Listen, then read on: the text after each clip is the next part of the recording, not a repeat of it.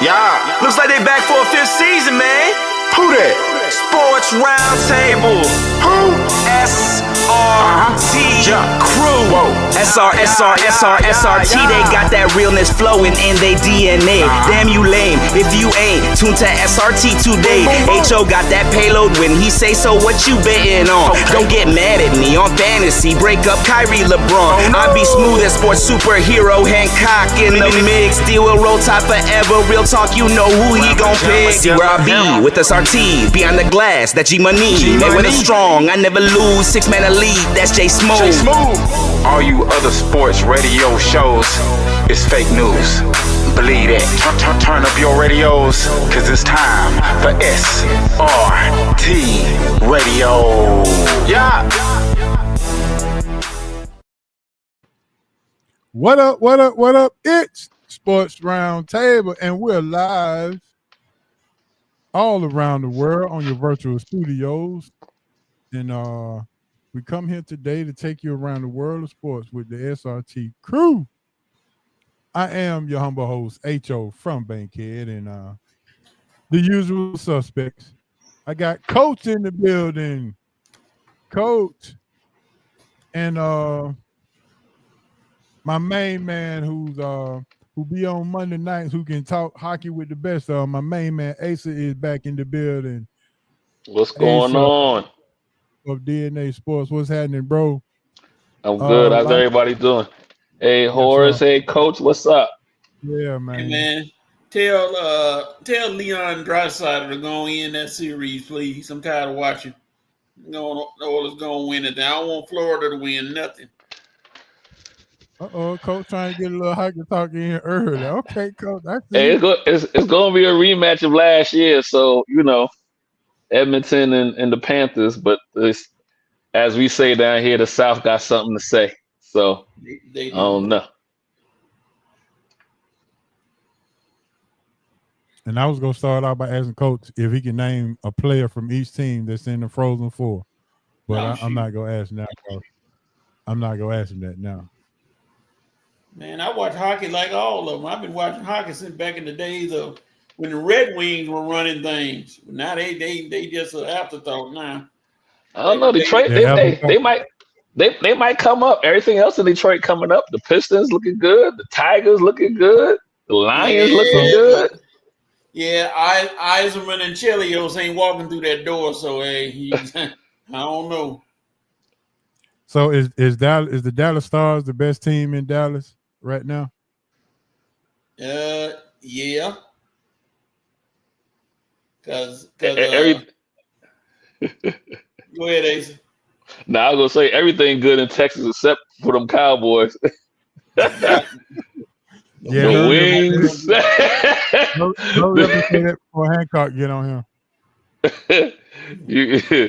You name a team in Texas, they do it good except for them Cowboys. Everybody that made a Major League Conference Finals, everything. Everybody doing something in the last 5 to 10 years except for them Cowboys. Well, the Wings won their first game last night, didn't they, Coach? Yes, sir. Okay. All right, Paige. Time to start showing out now. She had been. The rest of them ain't been showing up. Yeah. Ogumba Wale, she got to get her thing stuff together. Yeah. Hey, but you know what? Before we get started, man, I had a thought today, and I said I was gonna bring this to the table. With the way social media is, with the way everything is going, and the way we can find information and find people. My question is, why don't we know who LeBron James' father is? Why haven't anybody found him? That's worse than the first 48. I mean, like, for real, like, ain't nobody even came up and said, you know what, I slept with Gloria back way back when, or somebody trying to say that he's the father, but really not. I mean, we still don't know who LeBron James' biological father is.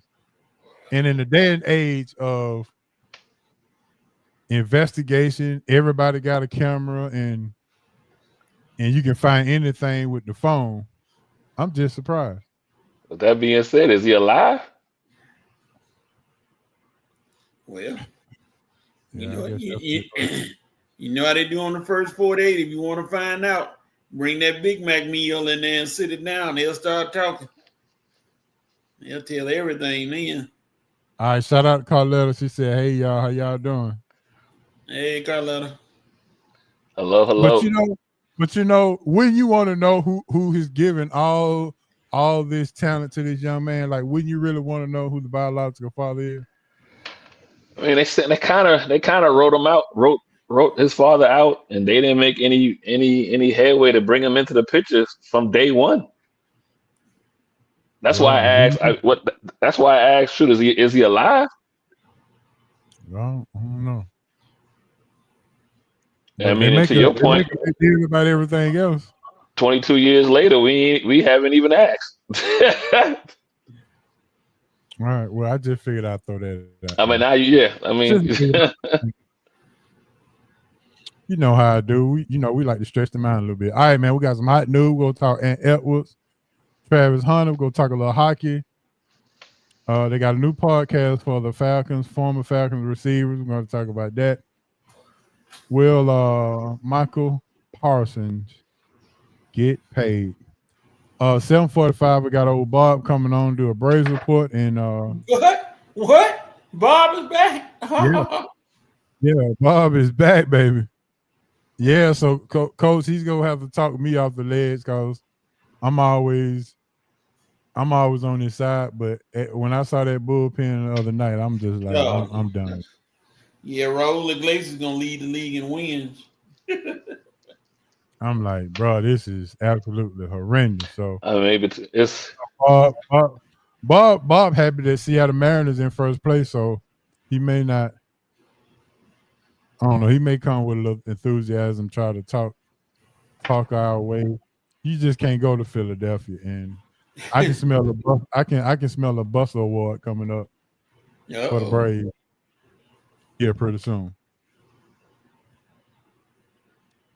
As I sip on my coffee, all right, fella, let's go ahead and jump into some hot news. The hot news sponsored by Big Easy Grill, 1193 Collier Road, Atlanta, Georgia. Big Easy Grill, the best Louisiana seafood spot in town. Just ask anybody who's been there. Coach be going soon once he gets well. So Big Easy Grill, 1193 Collier Road, Atlanta, Georgia. Come on over to Big Easy Grill. Make sure you mention SRT or Sports Roundtable. You get your 10% off any meals, $25 or more. And also, it takes two bites to get rid of one shrimp. Just had to throw that in there. All right, fellas. The first item up the bid is Ant-Man got a little pressure on tonight. Yes or no? Or should we say the Timberwolves got some pressure on them tonight? How would you start it off, Ace? Is it Ant-Man or the Timberwolves? I start off Timberwolves, and then you go to Ant-Man, and then I think other than Ant-Man, I think the person that really should be getting the pressure should be Randall. Oh, gosh. Mm. Man. I The mean, trade don't look so good right now, right? I just about to say, you got two trades, right? I mean, trade they ain't looking too good either way. As far as you know, um, I mean, the trade was an even trade the way it's looking, but it's looking like neither one of those guys consistently have the clutch gene.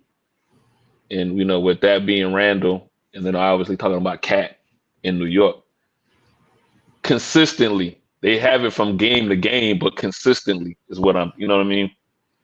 Mm-hmm. All right, Coach, what say you? Pressure on Ant-Man, pressure on the Minnesota Timberwolves. I know Ant-Man act like he ain't got no pressure. He said he made the right play. He didn't shoot enough. Y'all say that he be past the ball. But hey, they have I mean the rest of the team, I'm looking at guys like I'll tell you got the most pressure on Rudy Gobert. who non-existent when it comes to the playoffs. I mean, you can't be 7-2 and not have a choice on how good you're gonna be. I mean, terrible. He He's don't not doing have anything.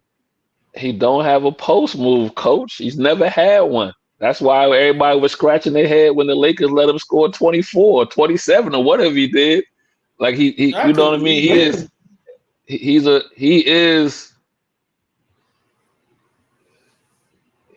He's always been somewhat of a liability when you get to the playoffs because now I got seven games in which I can kind of target you depending on how I'm set up. Can I switch and bring him out and get him, with slow feet? Or if I got a big man that's a little bit more athletic than he is. I mean, he's always been, and because he doesn't score on his own, it's almost like it's 4-on-5 on the offensive side of the ball. And that's why I'm saying that's why I'm saying Ant really doesn't have. I mean, there's pressure on him, but at the end of the day, you asking Ant, he got to score 35 to 40 a night. That's why I say really it should be on Randall. Yeah.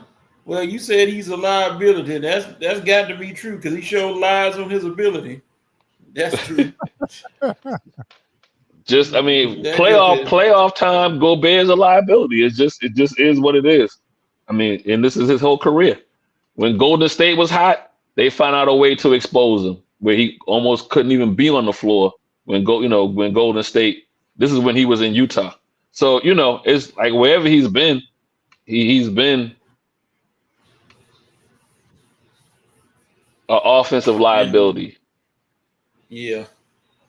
I mean, they ain't asking a lot. They just asking you to score a few points here and there, dog. I mean, he got to be dominant defensive, though. I mean, he has to. I mean, he is what he needs to be. 9, 17, and 5, and the 5 got to be blocks. Like that's, you know what I mean. That's how he has to be dominant. If he's not doing that, I don't. You know what I mean. I don't. Come playoff time, he's an offensive liability. Yeah, that is true. And Minnesota was somewhat built to beat just one team,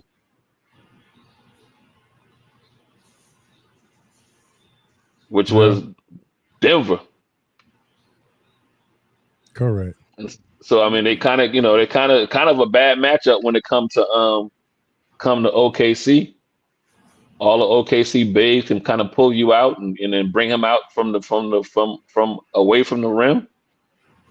And so, so you think OKC closes out tonight, or Minnesota got a little fight in it? Man, I had Minnesota winning in 7. I thought Ant-Man was going to have one of those series, and I thought Ant-Man was going to have one of those, high 20, low 30s per night type series with Rand, coming up with mid 20s or whatever.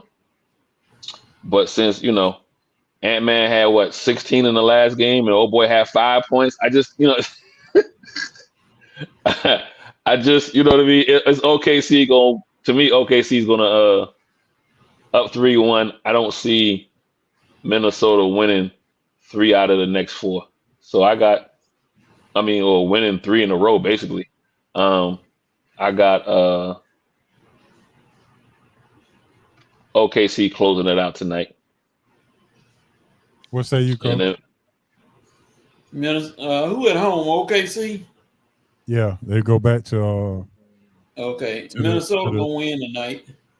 They got that banana peel they got their foot on is not that slippery. It's on the other side, so I think they're gonna pull out a victory. I go with Minnesota with one more last gasp, and then Oklahoma gonna stick it in their face, maybe at home in Minnesota's home, which just make it bad. But yeah, I hated that. Well, I don't hate it, but I know Minnesota's team had a new name. They said they changed the name of the Timberwolves to the Minnesota Deadbeats. I'm like, God, dog, why y'all gonna do them folk like that? Mm-hmm. They ain't that bad. 2 years in a row making it to the conference finals. They need to. I mean, they're gonna have to take a long look, depending on how this series ends, which we all kind of think is going to end tonight or definitely by game 6. They're going to have to look at Rudy Rudy Gobert, or how do you have to bring somebody in to where when you get to the playoff time, he is not like I've been saying, like I've said 4 or 5 times now, that he's not the liability.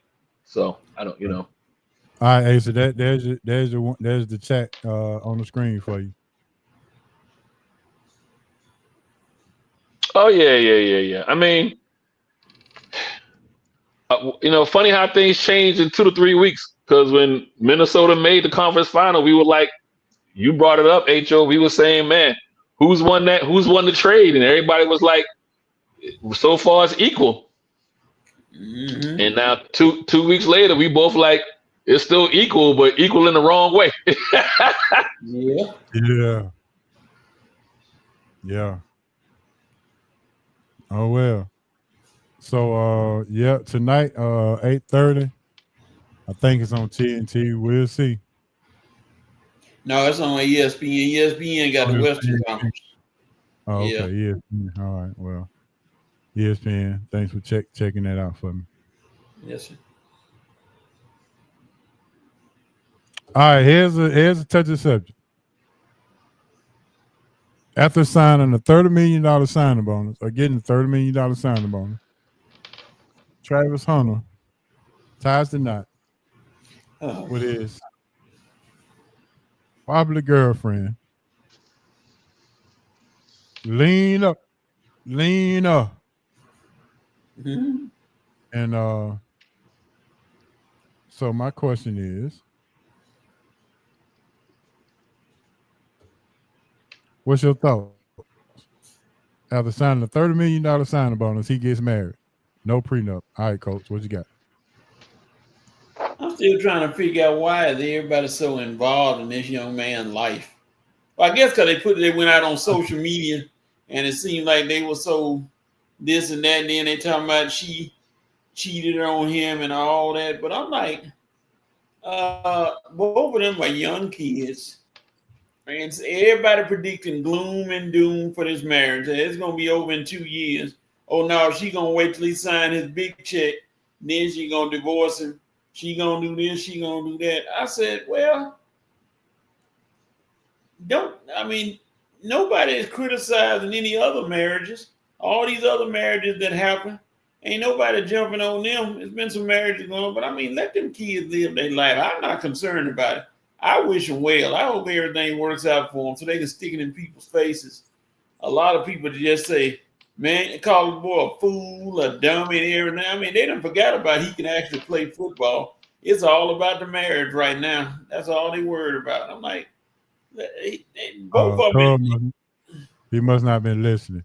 He got married with no prenup. Yeah. And I'll ask anybody. I asked a guy, and he couldn't tell me. I said, hey, dude, you married, right? He said, yeah. I said, did you get a prenup?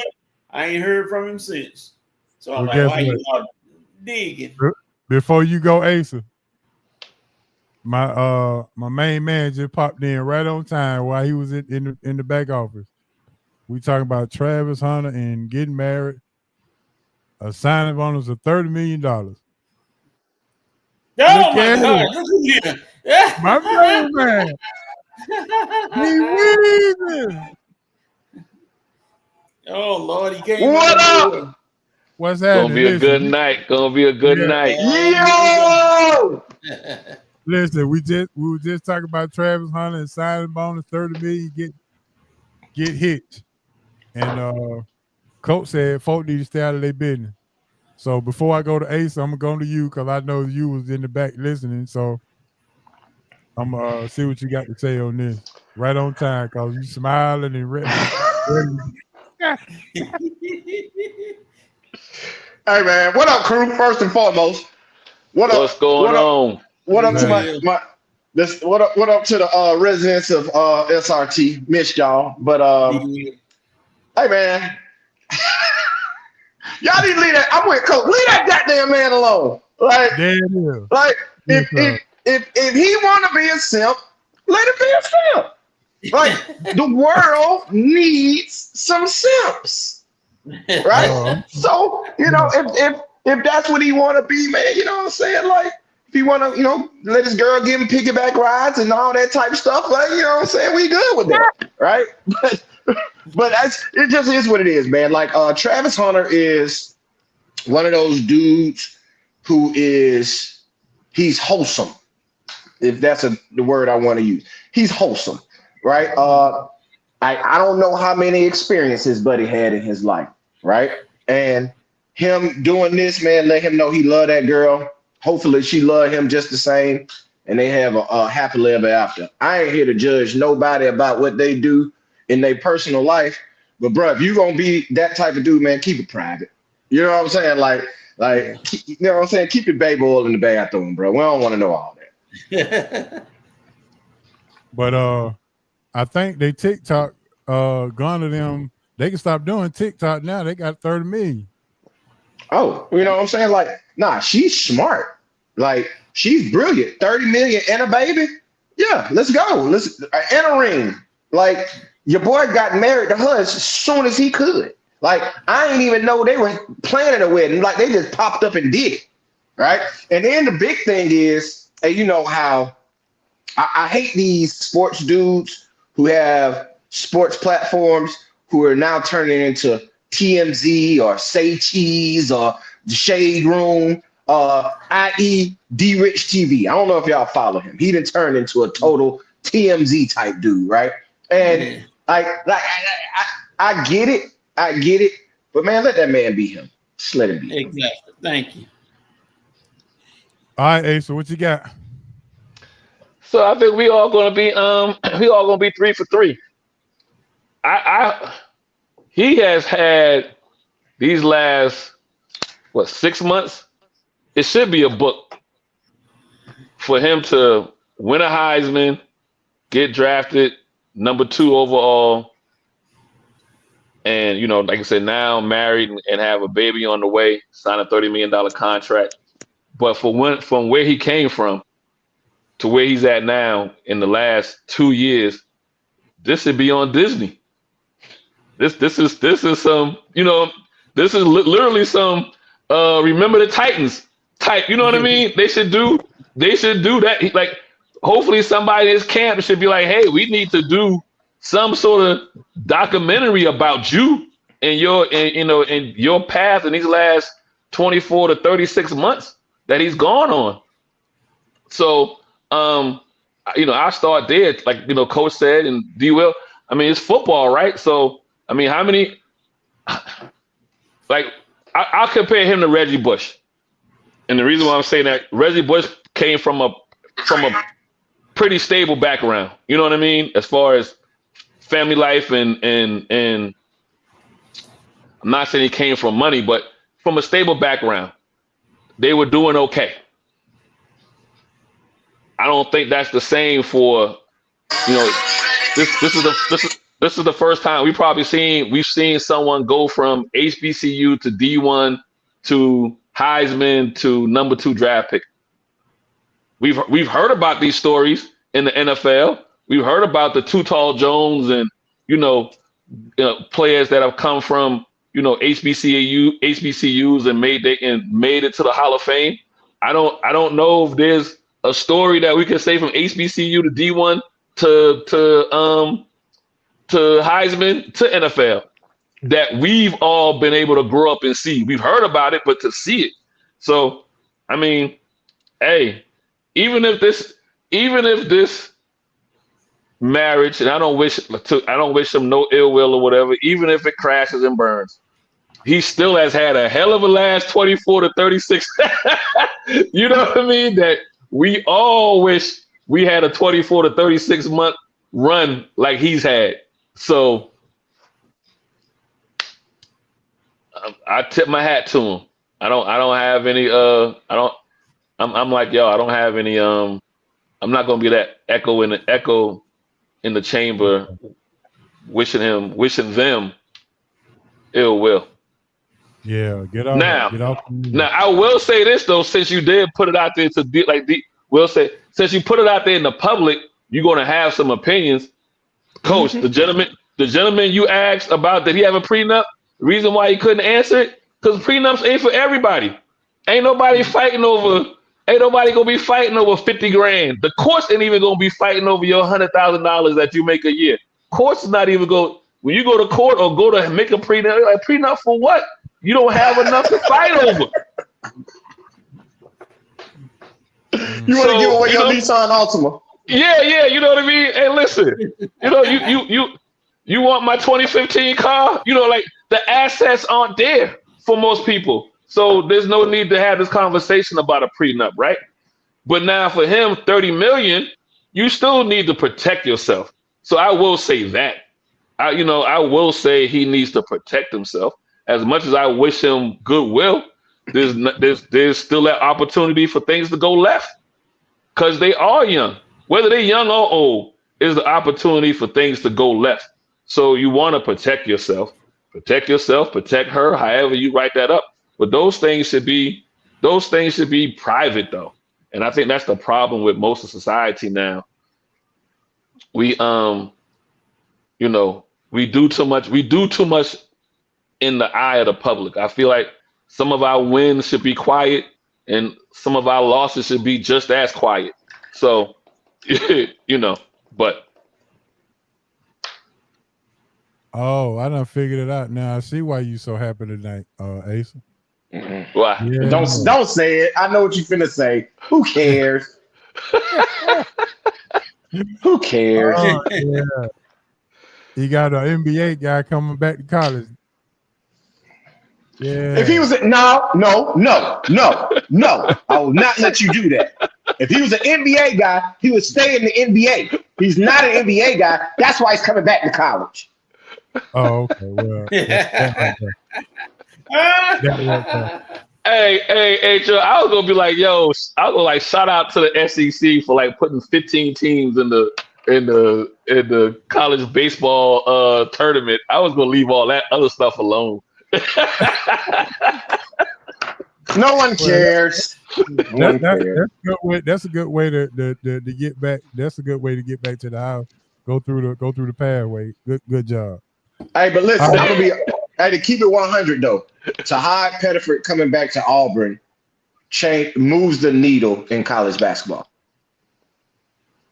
Definitely. It puts Auburn squarely with what they did in the transfer portal, picking up guys like Keyshawn Murphy from Mississippi State, getting Tahad Pettiford back, like bringing in what they're bringing in from the freshman standpoint, bro. Yeah.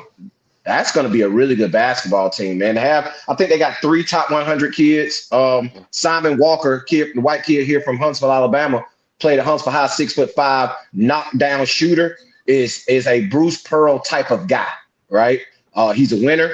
He's going to work hard. He's going to bring his lunch pail, and he's going to make open shots. So, I'm just going to keep it 100. Auburn's going to be a problem next year, just like they have been over the last several years, going on 2 Final Four runs.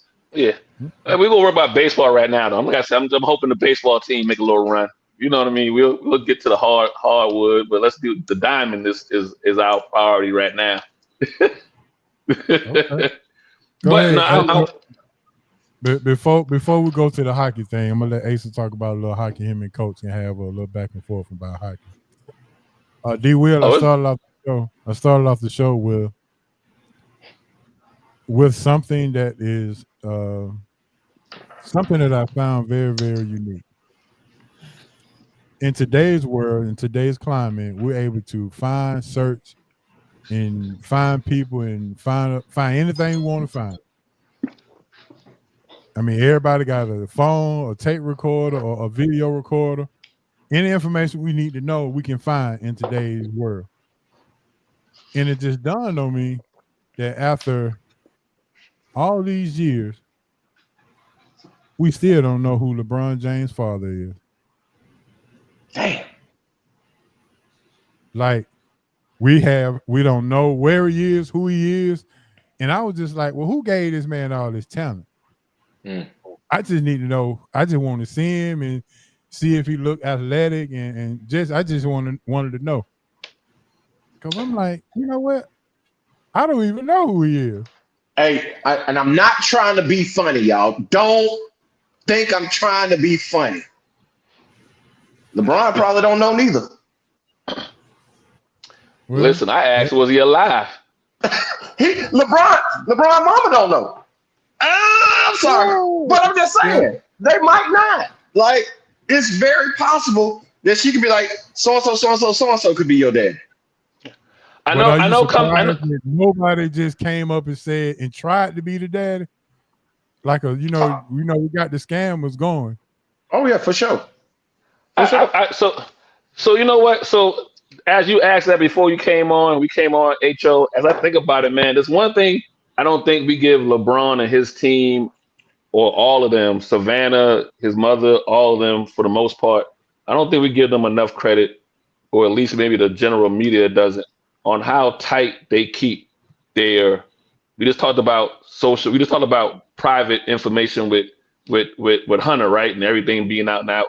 For the most part, LeBron, especially in his early years, kept everything real tight and in-house. And so even when they were bringing him along as far as, hyping him up as to be the next best thing to the NBA, they didn't really get into his family life. We knew, she was a single mother, but that's about all we really knew. So, and I don't think that's because the media didn't want to put the information out there. I think the line was drawn. If you want access to me, then this is not. If you want access to my son or access to him, this is where you're not going to go beyond. And if you go beyond that, then I'm going to cut it off. So, I will look at his mother in the same light that we looked at Michael Jordan's mom, as far as making that deal with Nike, as we learn later on. You know what I mean? So, so like I said, she may not know, or she may very well know, and it's been it's been an agreement that, you know what, you don't get to bask in the glory of your son because you wasn't there at the beginning, but maybe there's a deal that he is aware of. Again, hey, listen, you know what happened, Ace. Yeah, I do. I mean, he has completely and truly been paid off. Yeah, he's straight. Like, hey, listen, sign this NDA. Yeah, you gonna get this, and you never pop your head out. If anybody call you and ask you, is you LeBron James' daddy, you say no.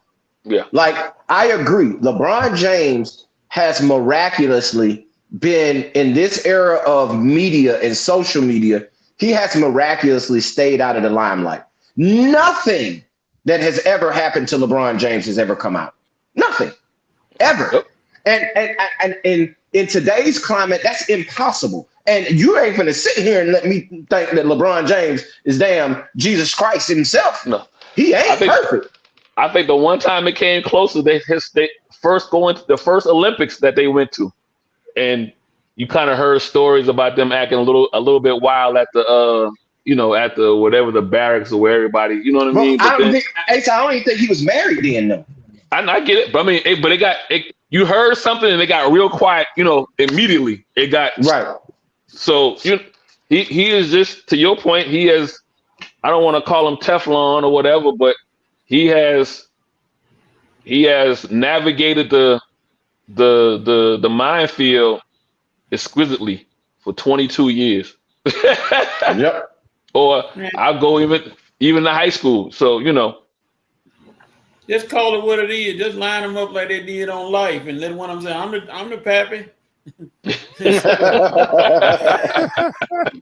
Somebody gonna jump up, but HO, I can tell you honestly, since you said that, I found his daddy. Did you? Oh. Yep. His daddy. Break the news. His daddy is Anthony. Well, hold on.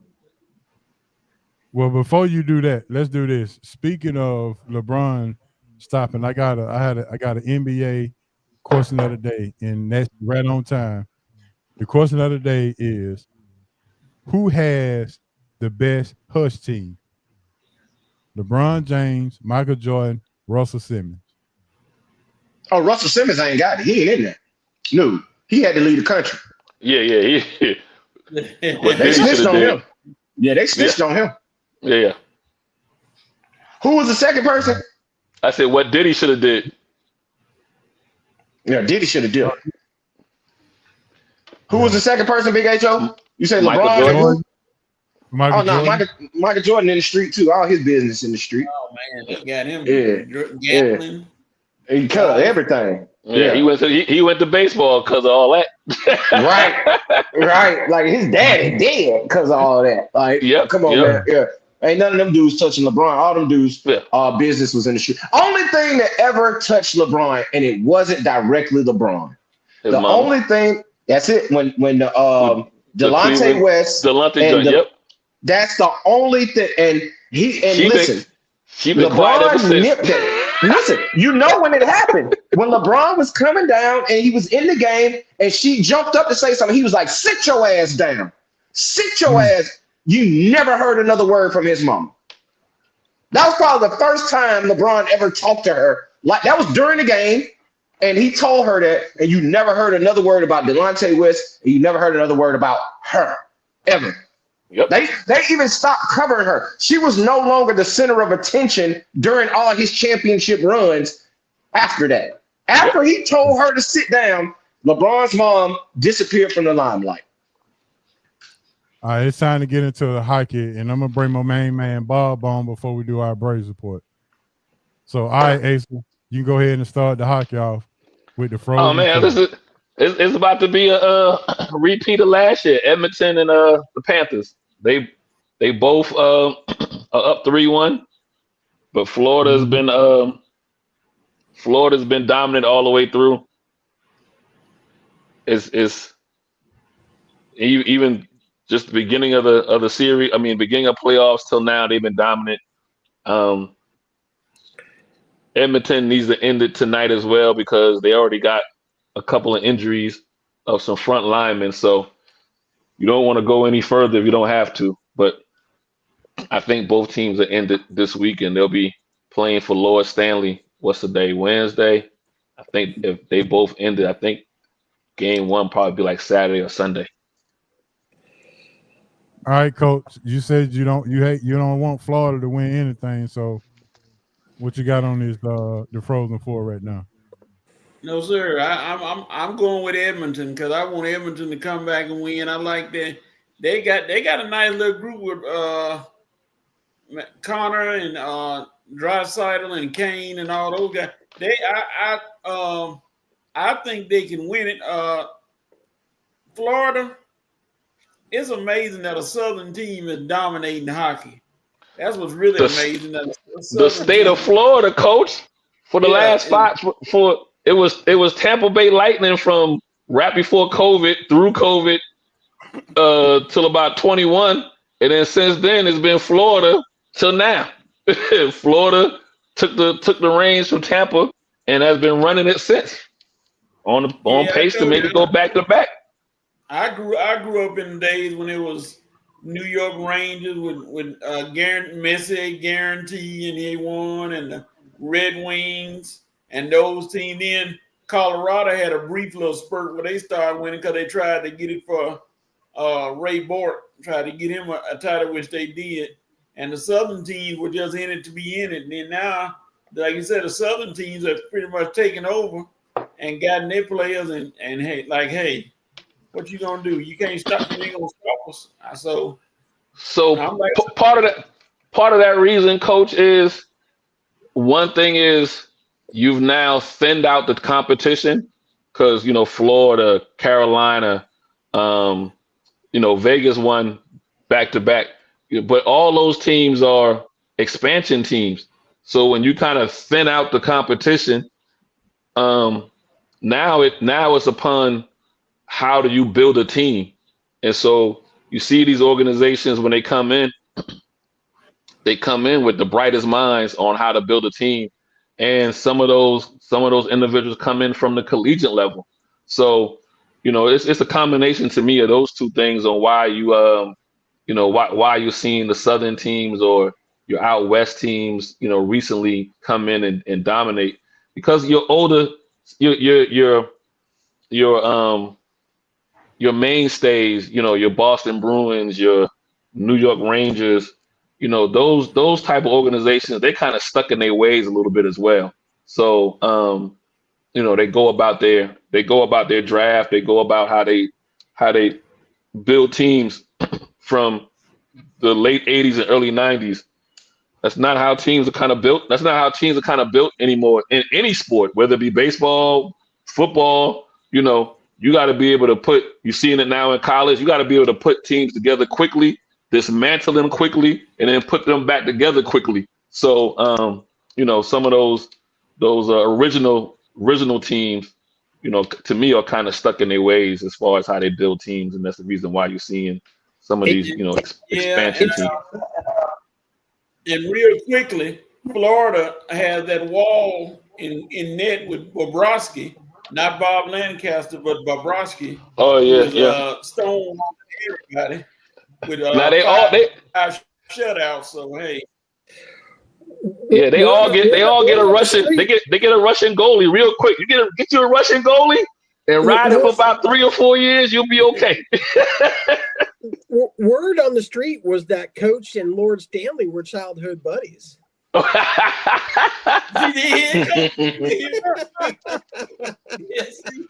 see, I have been avoiding that. Not Bob going with the old jokes again. Okay, see, it started already. It's better for the Bob, game. You want to jump in that hockey conversation, Bob? I was gonna say it's better for the sport of hockey if Edmonton wins this, wins the Stanley Cup. It's been 15, 20 years. It's Canadian sport. They really, really, really want Connor McDavid to be the face of the NHL. They've really pushed him and the kid from the Blackhawks as the two faces of what they want the NHL to be. The better story would be Edmonton winning with McDavid, but Asa, he pointed out there's a lot of injuries for Edmonton right now, and Florida is just playing such great hockey. So it's going to be a tough battle for Edmonton to pull it off. But I said I definitely think the NHL is hoping for an Edmonton victory for sure. I looked it up. I looked it up the other day. I was like, man, when's the last time Lord Stanley's been in Canada? And I want to say he hasn't been there in about 15 years. Yes, you might have to get him a passport because he's been living in the United States for a while now. So, like I said, between Florida, Tampa Bay, Vegas, forget who won it before Vegas. Oh, Washington. Yeah, the Caps. The Caps. So, it's and a few of those teams have been back to back. So it's been a while since someone across the border has won old Lord Stanley. So it's becoming an American team, American sport. And the colleges, when you look at, if you peep into like any of the Frozen Four when they have their tournament, it's always obviously it's here in the States, but we are kind of putting out the better players as far as American hockey players per se, when it comes for the most part. So like I said, you want to jump in there and talk? You get a little hockey talk.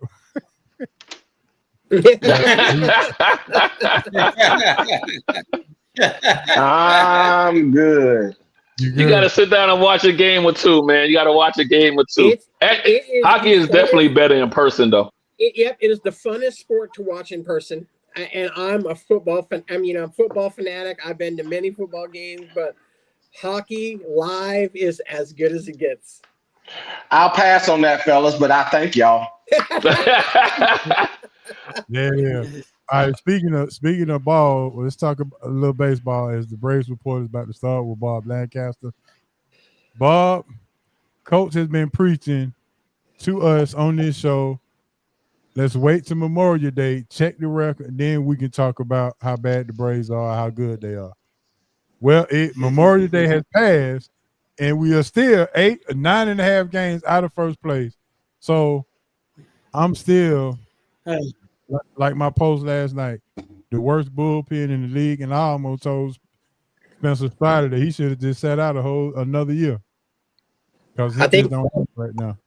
I think I picked the best year to decide to further my education because watching the Braves is making me lose brain cells. So, yeah, I mean, if you can't hit, you can't relief pitch, and you can't win games. I mean, you fired the hitting coach last year. The hitting coach goes to Seattle. Seattle's improved their hitting, and they're in first place in the AL West while we still can't hit. Michael Harris right now is as lost as anyone on the team, with a close second to Ozzie Albies. But at this point, you almost have to consider sending Michael Harris down. I mean, I hate to say that, but I mean, he has been awful this year. So, his defense makes up for his offensive liability, but we just can't put a good offense, a good team 1-9 on the field. I mean, we're darn lucky, that Drake Baldwin has been as good as he's been, but now we're forced to find a way to get his bat in the lineup because we have Sean Murphy, who we're paying all the money to, but Sean Murphy can't hit either. So that was kind of unexpected to me. The relief pitching, very expected to me. I mean, again, you didn't address the bullpen at all in the off season, except for guys way past their prime, and then you let guys go. So. What do we expect? We expected someone to step up, and what we've seen is regression. Even at the closer role, we've just seen nothing but regression. And it shows in the record. I mean, there's at this point, if the closing keeps faltering, you got to consider giving Daysbel Hernandez a shot at that. A shot at that closer role if it continues to be like it is. But just overall disappointment. I mean, it's just we can't get any kind of streak going, that's positive. I mean, I would say three? I think 3 is the most we've won this year in a row. So, it's just our record is that's the product we put on the field. They were at 25-25, and I thought maybe they were going to turn the corner, getting back to 500. Mm-hmm. And bringing back and then inserting Acuna, but that seems to be a flash in the pan.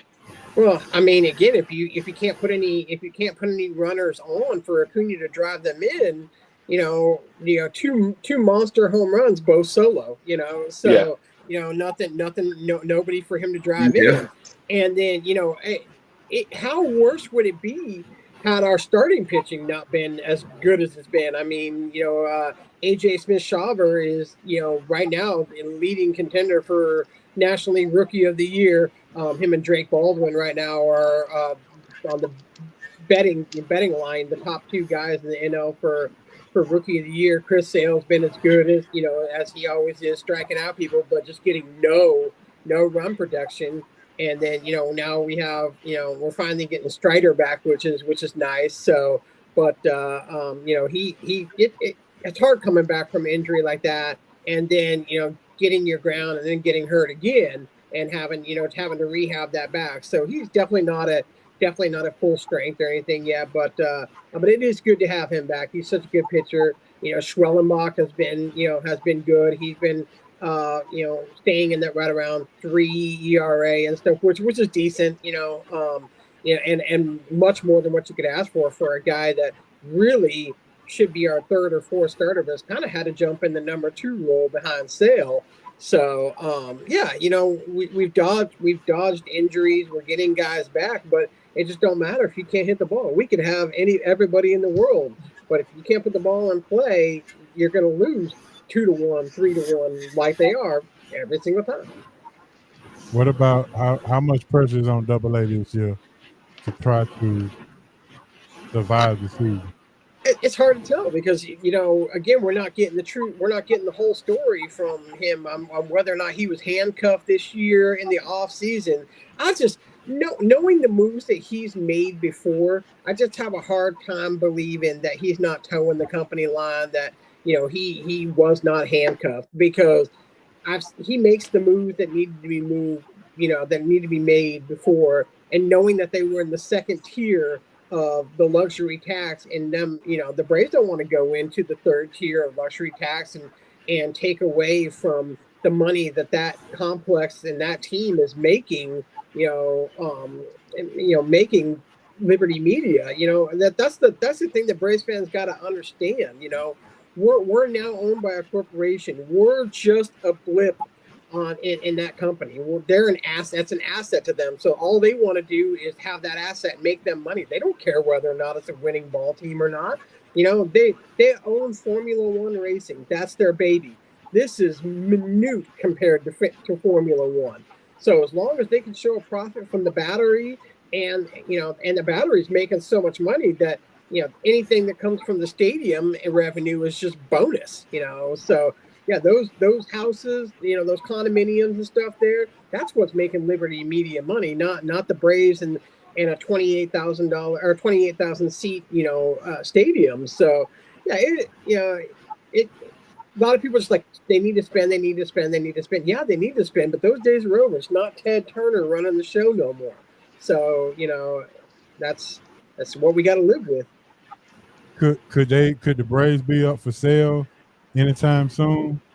Yeah, I think that's what is going to be something here in the next year or two. Is that I've heard rumblings and rumors that that's in the in play. And what a great what a great thing to own. Again, it's a profitable year after year thing to have in your portfolio, but who's going to be able to afford that type of thing but another corporation? Again, you're not going to. The days of those single great owners like that used to be, teams are billions, $1 billion franchises now. They're not $1 million franchises anymore. So, and the Braves, I'm sure, are in that billion, especially with the battery and everything surrounded to it. So, it's going to go for sale, but to another corporation. We just got to hope that, that this is the main part of, whoever's to buy its portfolio, as opposed to Liberty Media, it just being at the bottom, the bottom rung of their portfolio. Mm-hmm. Hey, so you got some? No. I was going to ask the question. I was looking to see where we at in the season as far as how many 53 games in. When do they throw in the towel? Right before All-Star or after All-Star break? Well, it's a bad year for the All-Star game to be in Atlanta, with the Braves probably not having All-Star players on the field. Well, I mean, but what do you mean? What's throwing in the towel? I guess for me, because I was counting to see really how far back they are to get to the seventh spot. You know what I mean? As far as being able to get into the playoffs. Yeah, the days of throwing in the towel anymore now, unless you're a real bottom feeder, are done, because they're having the extra wild cards and stuff. You really do, you're really not completely out of it. But on the flip side of that too, Ace, it's like, what do we have? What do we have to throw in? I mean, I guess when do you start?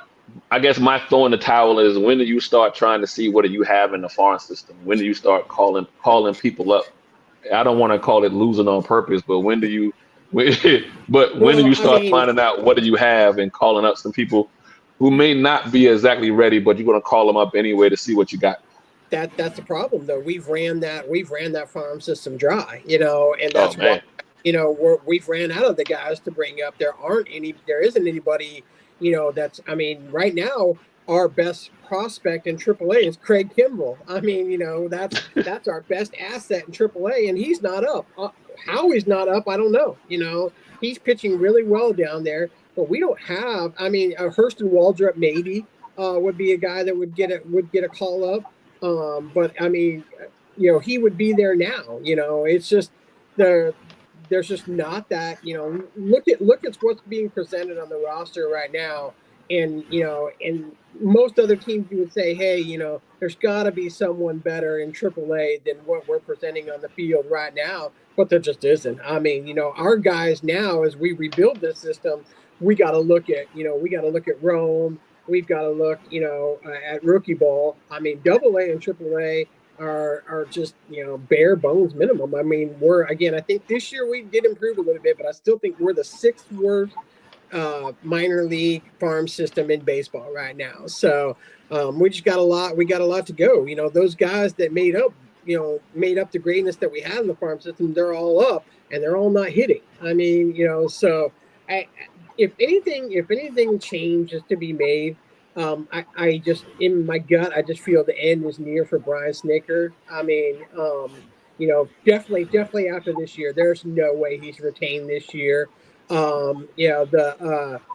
wanted to, I was pretty certain at the beginning of the year that Matt Tiasosopo would be the next in line, but I ain't been impressed with him at third base. So, there rumblings that the guy from MLB Network that used to play for the Braves that coaches Team USA, DeRosa. Yeah, Mark DeRosa might be in play for that. But I was laughing because the Braves legends are going to be coaching the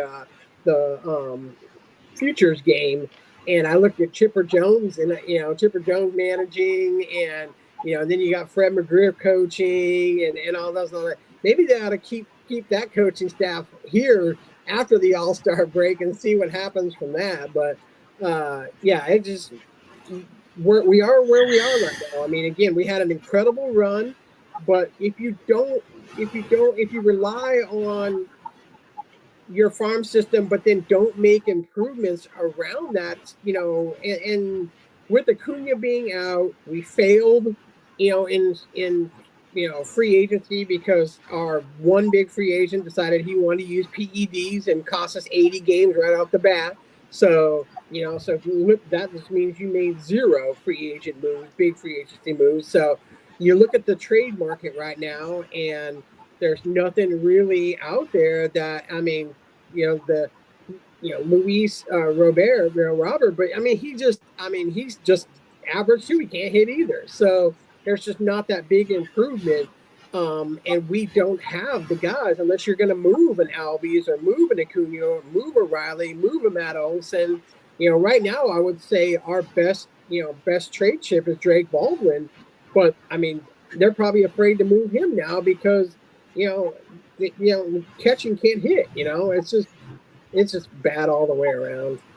Yeah. So all of what you said is basically, I need to find me another baseball team to root for this year. Well, again, you decided you didn't want to offer long-term contract, so you decided that Sean Murphy was going to be the guy behind the plate. Been a disappointment to me. I don't know about you guys, but I mean, big disappointment to me. I was so excited when he came in, and I loved that trade as it happened. Been a big disappointment to me. You didn't want to give a large contract to Max Fried. Look at Max Fried. He's the single best pitcher in baseball right now. He's ranked number 2 in fantasy. He hasn't lost a game this year. Yankees fans are in love with him, so you lose that. Freddie Freeman's out hitting Matt Olson, so I mean, even maybe we do need to look at AA. I mean, because again, look at all the moves right now, but I look at those moves as you can't really tell in the short term. It's how the fall off long term, because they didn't want to give 6-7 years to those guys as they left. So, you can't really judge that now. You can only judge that 3 or 4 years down the line where you don't get stuck with someone that's aged out and can't play no more. But I mean, it's just, I don't know, man. I don't know what we can do to make the hitting better. I mean, we've seen this team hit before, and it's with these same players, but they can't hit nothing off speed. I mean, nothing off speed. And so then now teams know that they're looking off speed because they can't hit it. So then they just fire fastballs right down the middle, and the Braves are looking right at them. So, but when you're relying on guys like Eli White, Nick Allen, come on, what do you expect? I mean, that's. I agree. that's what you got, you know.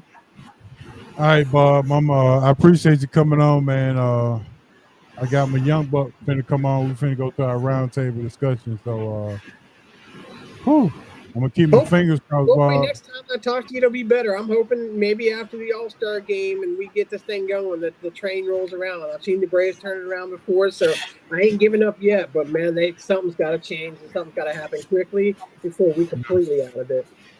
All right, Bob, man. I appreciate it, man. We'll talk to you soon, buddy. All right, later, guys. Later. All right, Bob. All right, fellas. Bring him a little young buck on now. I got my young buck and my old buck coming on. Woo, boy, this gonna be good. Right in time for our roundtable discussion.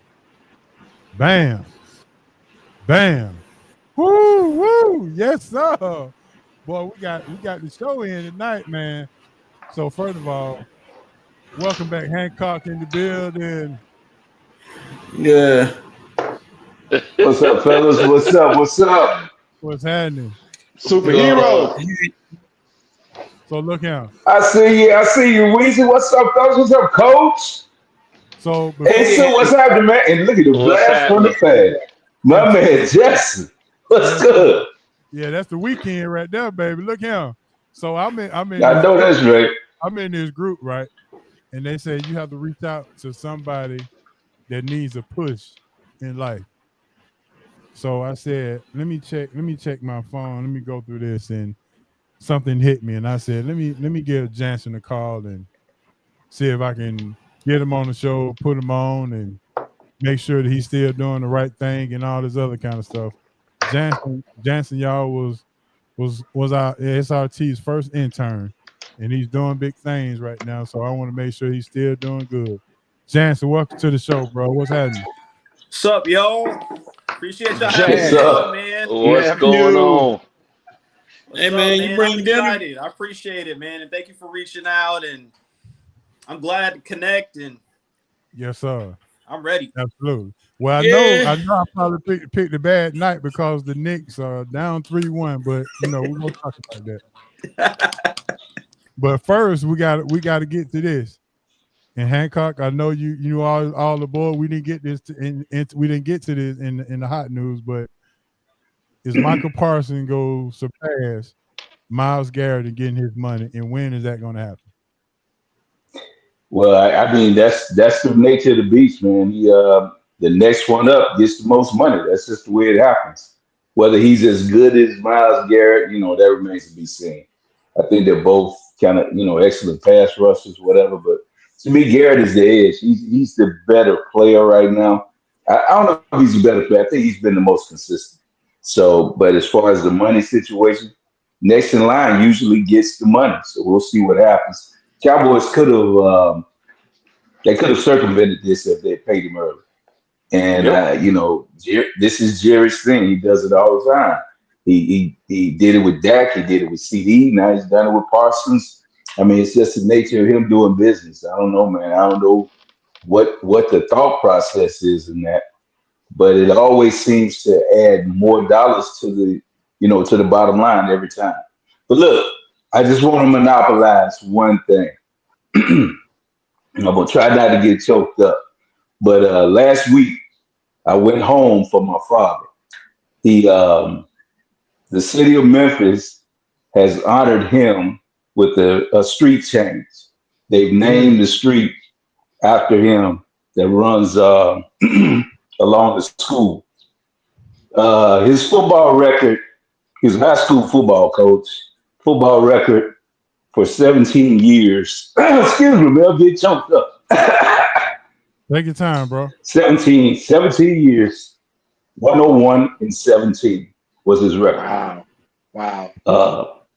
6 division championships, countless city championships, 1 state runner-up, but it was a different day and time. But I'm a proud dude. I'm proud of it.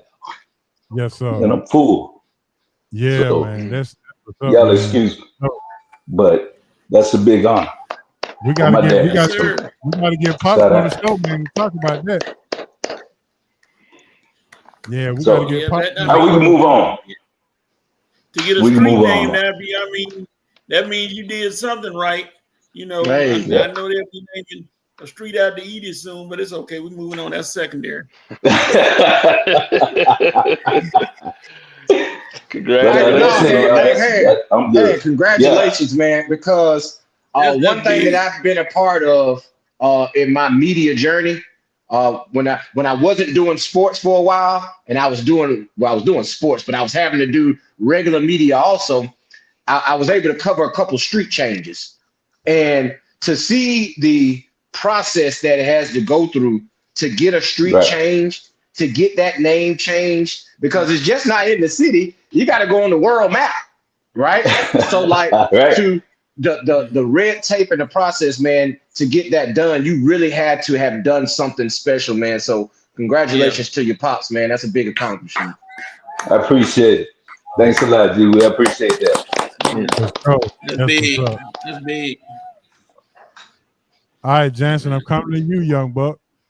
My question is, will Justin Fields have a career year with the Jets this year? I don't know, man. You know, I'm a Jets fan, so I'm hoping the best for him. But I think he's going to be okay.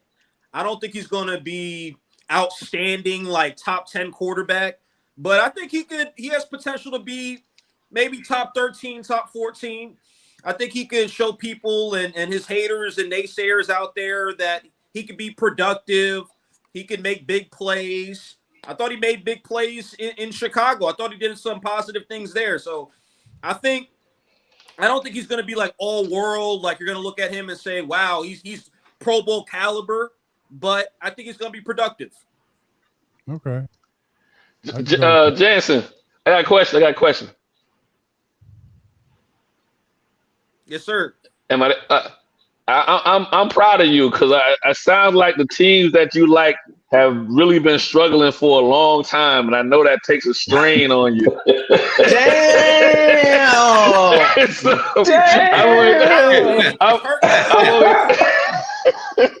I've only known you for about 3 minutes, but I already can tell you've been. Hey, look, when you're a Jets fan, Knicks fan, etc., you just every year you got that mentality like next year, this gonna be our year. So hey, don't worry, Jansen, you ain't by yourself. Hancock can attest to that. Don't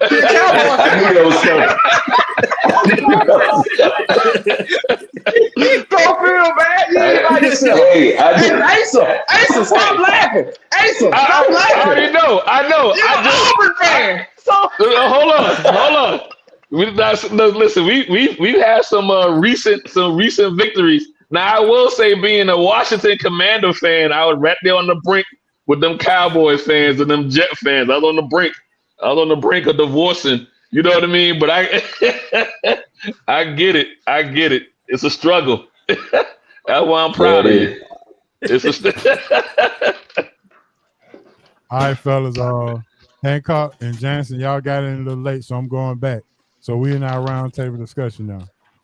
So going into the NBA talk, how much is the pressure on Ant-Man or is the pressure on the Timberwolves tonight? And I'm gonna start with you. But anytime you're down 3-1, you got an immense amount of pressure. I mean, to me, his back is against the wall. It's put up and shut up. And to me, it's the whole season rides tonight. You know, it's over. Basically, 3-1 is really, we really don't see this happen. A lot of teams come back from 3-1.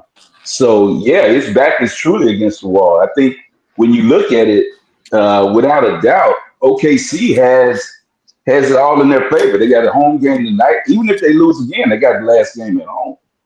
Mm-hmm. So to me, all the pressure is on Ant-Man, without a doubt. You know, he's the leader of the team. Everything runs through him. He had a not so good game. You don't want your last game of the year to look like it looked for him last game. And to me, even though he had a decent game, the takeaway was there are a lot of long 3-point shots that he took down the stretch that didn't keep them in the game. Actually, Shea's cousin kept him in the game. What's his name? Walker Alexander, whatever his name. The other Alexander, he kept him in the game. He balled out. So to me, if you're the leader of the team or whatever, you have to step up in those situations. These are the moments that make your name, and it's right there on the cusp of being a superstar. Tonight could go a long way in the rest of this series into propelling him into that real superstar status. So yeah, to me, the pressure's on him. All right, Jansen, what you got? More pressure on Ant-Man, or they need or the pressure on the coach to get the team together? No, all the pressure's on Ant-Man. He's marketed like he's the face of the league. At times, media's acting like he's Kobe Bryant, Michael Jordan-like, or could potentially reach those heights in that level. I was disappointed in Game 4, man. I was expecting the Timberwolves to win that game. I was expecting them to play with that sense of urgency, like we needed this game. I'm with Hancock. To me, just like the Knicks, who are probably going to get there, you're down 3-1. It's pretty much over. So I think OKC, they're going to wrap things up tonight. But Ant-Man needs to at least give me something. I don't think he was aggressive enough. He was saying he didn't really play that bad of a game. I don't know. I was confused by those comments. But I expect more from him tonight. I expect a aggressive performance, him to be better, 30, 40-point-ish type of game. But absolutely, all the pressure is on Ant-Man. Okay, dope. D-Will, I know you got to go. So before you go, I got to ask you, I got another question of the day. Speaking of Ant-Man and all the rest of the guys. So I want you to rank who you would take out of the 4 teams that left and they big dogs. You got Shea, you got Ant-Man, you got Brunson, and you got Halliburton. Rank those guys and who you would take first to last. First to last. First, I'm taking Shea because he's just the most solid. You can build around him. Second, of course, is Ant-Man, but however, I think Ant-Man's probably the most talented of the group. And then I'm just gonna go Halliburton and then Brunson. Bro, I'm not taking nobody that's under 6 feet. I don't give a damn how tall it is. Like, if you under 6'5", bro, I'm not picking you. Like, it's just not gonna happen. You know what I mean? So even though Brunson is really good, he's able to carry a team. He's doing wonders for the Knicks. Yeah, he's last on that list to me. And the only reason I'm putting Shea first over Ant is simply because I'm not sure if Ant-Man's style of basketball is winning basketball, right? I don't see him elevating the play of his teammates. Minnesota is who Minnesota is. Like, Gobert is who he is. Gobert doesn't get better on the floor with Ant-Man. Nobody, name one player for Minnesota that you say is playing above their head because they're on the floor with Ant-Man. You don't. And Jansen kind of alluded to it earlier. They're comparing him to Michael Jordan. Name a person who played better on the court with Michael Jordan. Nobody. You had to be good enough. If you weren't good enough, you didn't play, right? So Minnesota boils down to Minnesota's not good enough. It's not against Ant-Man. They're just not good enough. So in that list, I would put Shea over him because I think Shea makes everybody on the court better, right? Everybody. Jalen Williams is a second-team All-NBA player scoring 34 points a game almost because he's on the floor with Shea. Name the player that's on the court with Ant-Man that has that same type of impact. It's just not there. So that's the only reason I would put Shea above Ant, because I don't think Ant makes anybody better. He's one of those guys that you got to lift your level of play to be on the court with him. Okay, dope. Well, I know you got the role, man. So let everybody know where they can find you. And I hope hopefully you can get back on next week. Man, I'm coming back on next week, man, and hopefully I have a little bit more time. But y'all already know, man, iballradio.com, man, little IBALL radio.com, man. Go check it out. Check out the Instagram. We talking all things high school and college basketball in the state of Alabama and beyond. So make sure you tap in with me, man. The website's up and rolling. If y'all want to go out there and get a subscription to the website, man, go check it out, man. We throwing. Oh, and I gotta say this, Big H.O., I gotta get with you because you inspired me to do something. Right. And you've been talking to me for over a year about doing it. And I turned the corner and I started doing it. But I'm writing a book.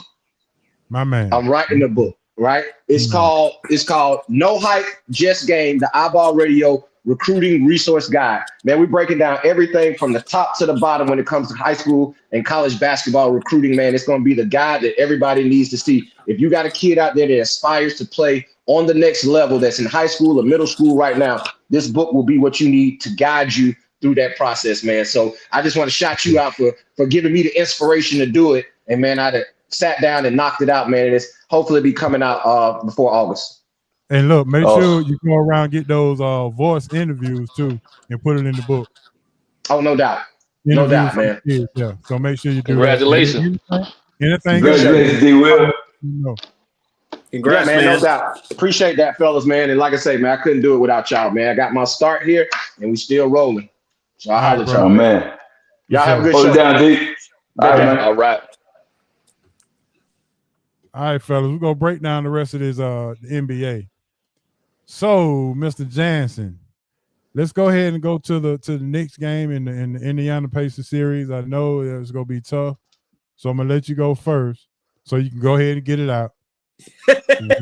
What is going on with the Knicks defense?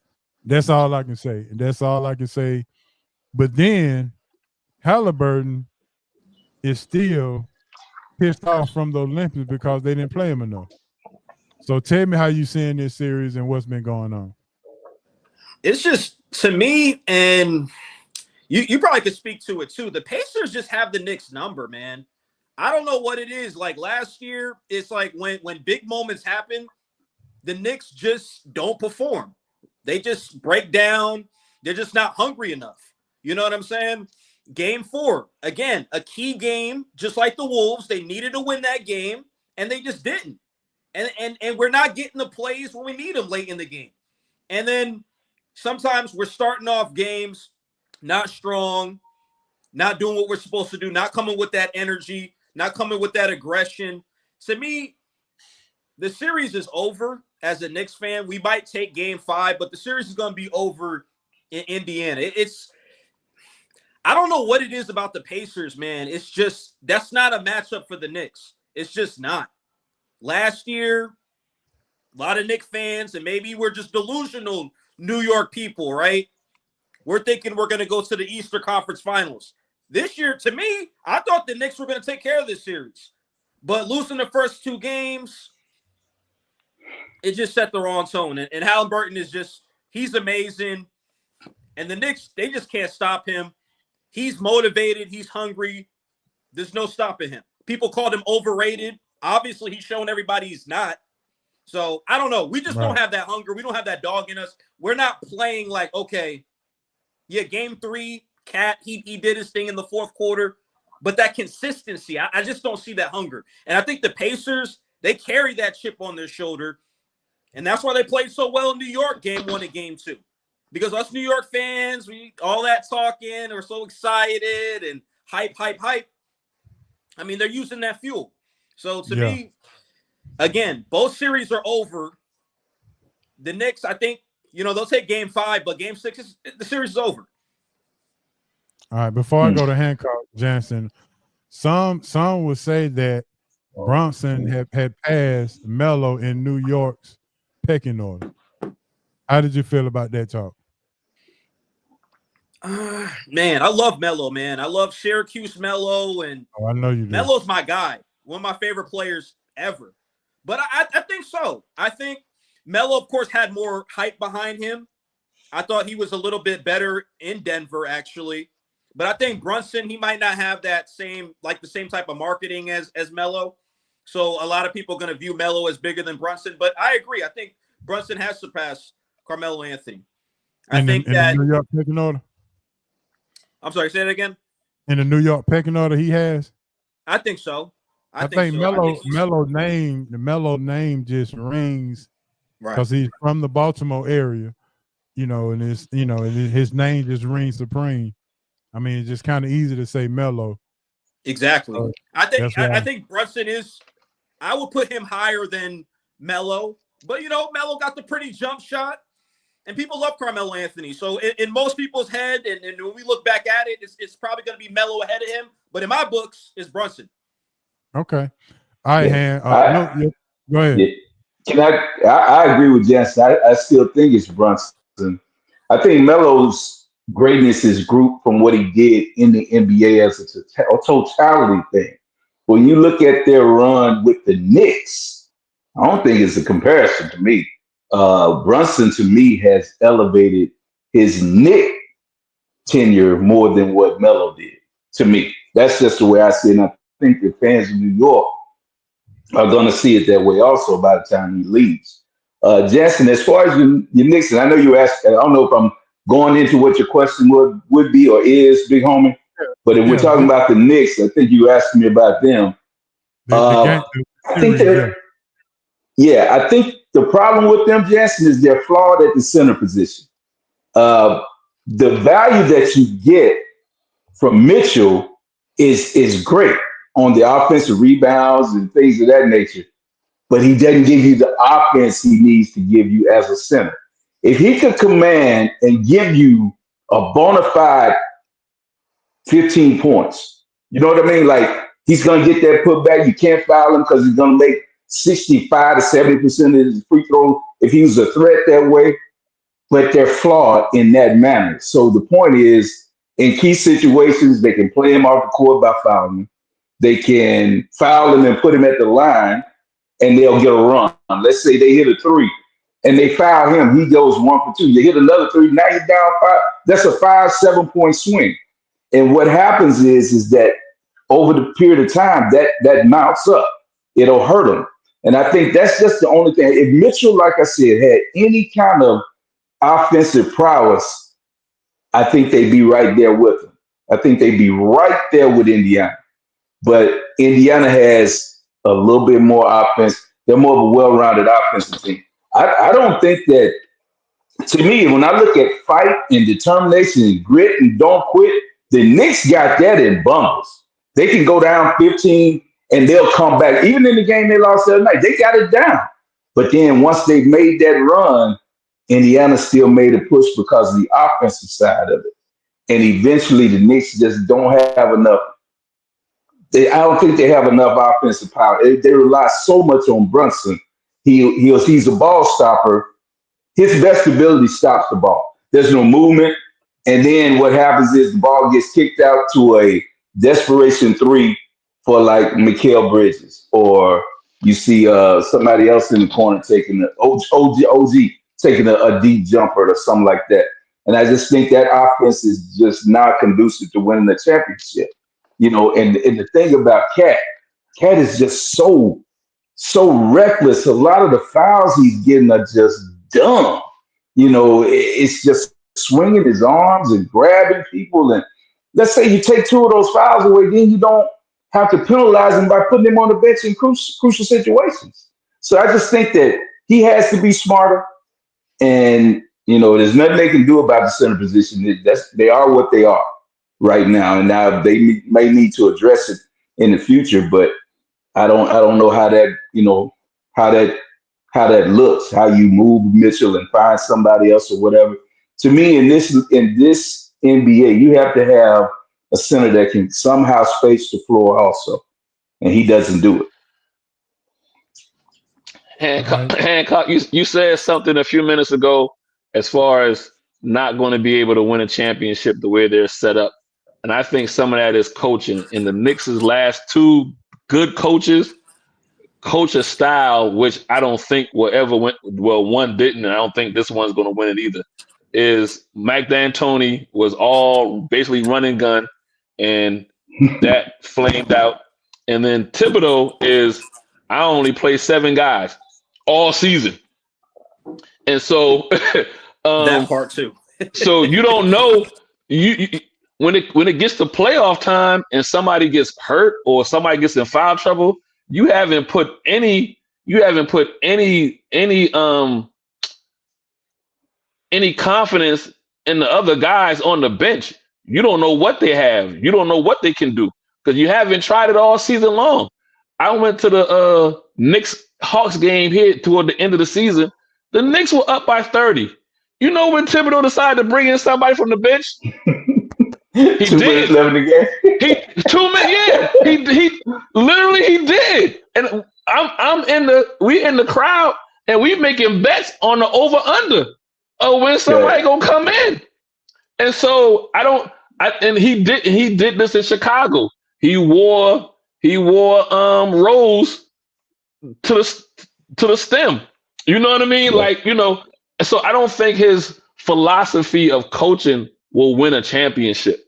I just don't think I don't think it's geared that way. So the championship he won, he was the defensive coordinator, right? With the Celtics, correct? He might need to go to that seat 3 inches over. Sometimes you better suit it there. Yeah, I think that one thing that hurts you, Jansen, the biggest key was that you let game one get away.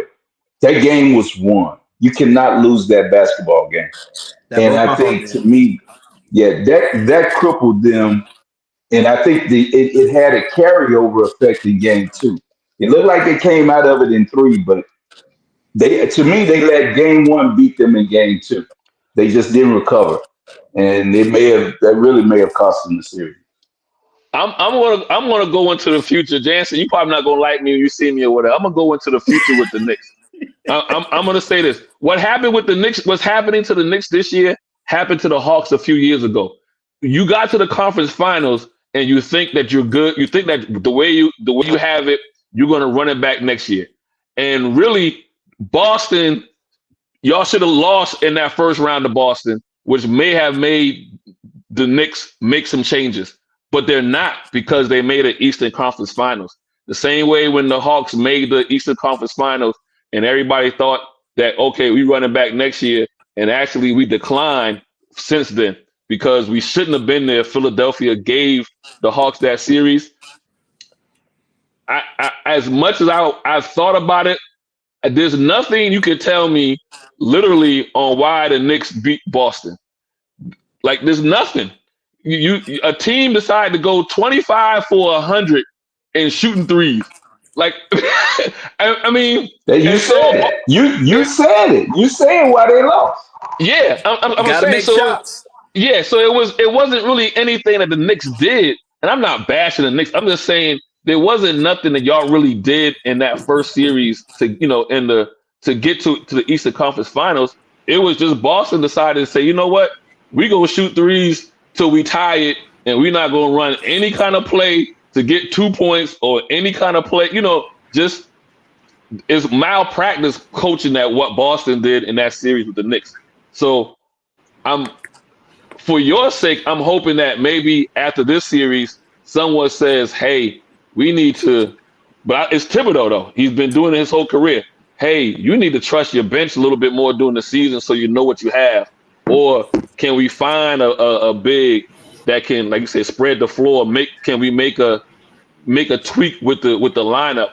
But I feel like because they made the Eastern Conference Finals and they might win this Game 5 and take it to 6, is going to make everybody in that organization feel like, oh, we can run it back and we don't need to make a change.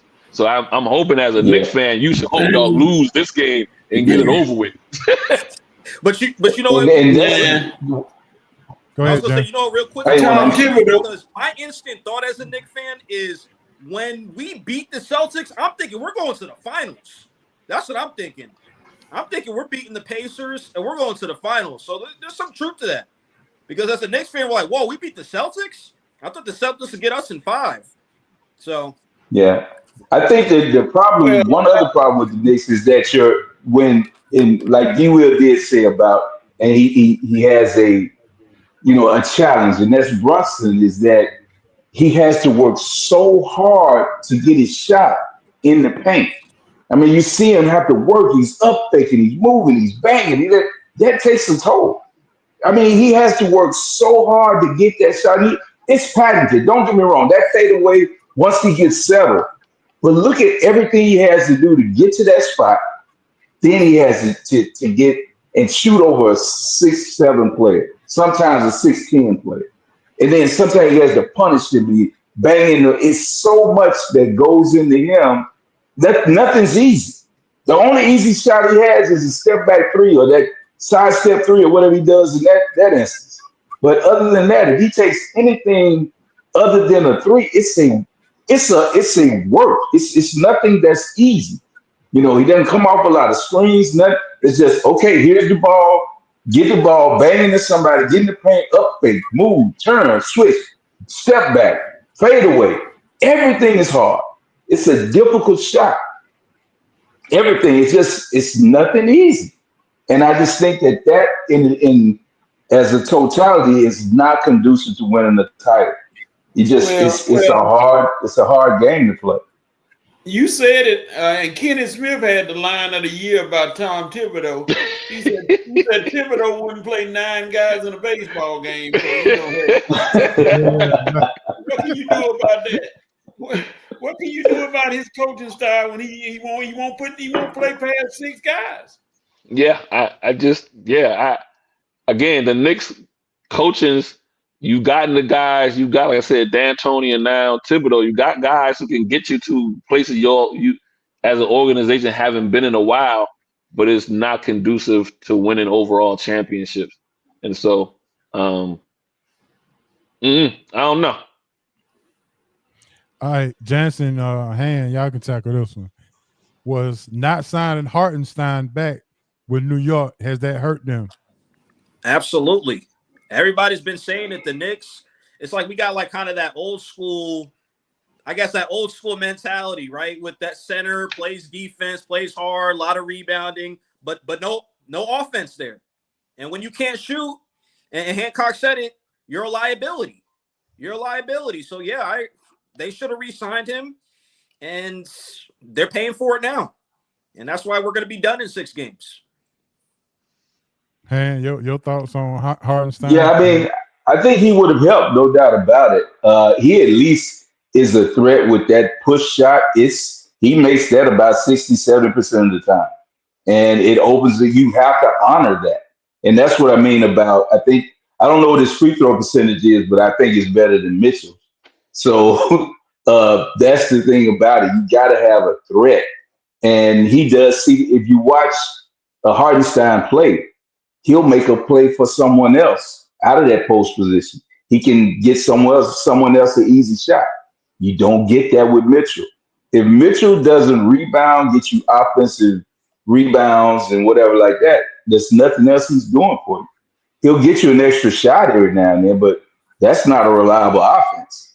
When I can get it to Hardenstein in the middle of a defense and he can either score from the dotted line area, maybe a little bit extended, or make the right pass for alley-oop to Chet or kick out corner 3 wide open, that's part of the offense. You understand what I'm saying? That's part of the offense. And it's like when you get anything from Mitchell offensively, that's like the toy in the Happy Meal. They're giving you that. You're getting gravy, you're getting something. It's nothing that you're really paying for. So it's like that's extra. And anytime you can get something from Mitchell like that, you just have to, say, I'm glad that, and I hope my kid don't break this toy because that's all we got. And it is what it is. He's a liability offensively. All right, Coach, what's your thoughts on the series and how has it been going? New York going to take it to at least 6, and Indiana got to be a little nervous if it goes to Game 7. They in serious trouble. I don't care how many Indiana been winning. They want to end it tomorrow, but if they let it get to Game 7, New York is going to beat Indiana. Because Halliburton, they keep trying to put on there, is he a superstar?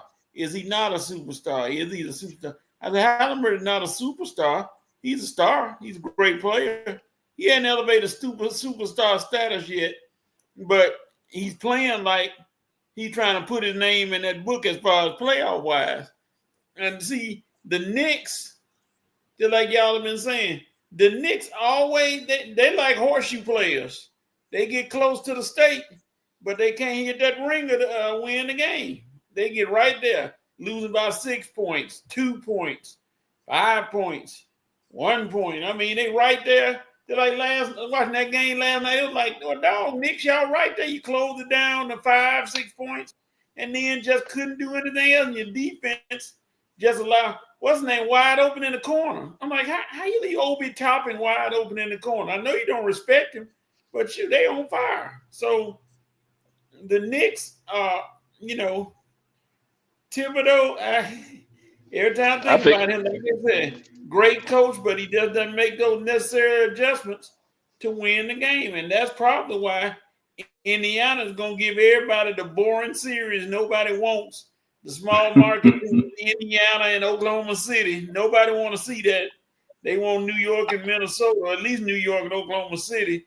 They don't want to see boring Indiana and somebody like that. They want to see New York because that's more star power and everything, and it never will be bad. And I'm afraid that your boy Stephen A will have to be off the show for about 10 weeks because he's gonna have some kind of mild heart attack or something because they lose.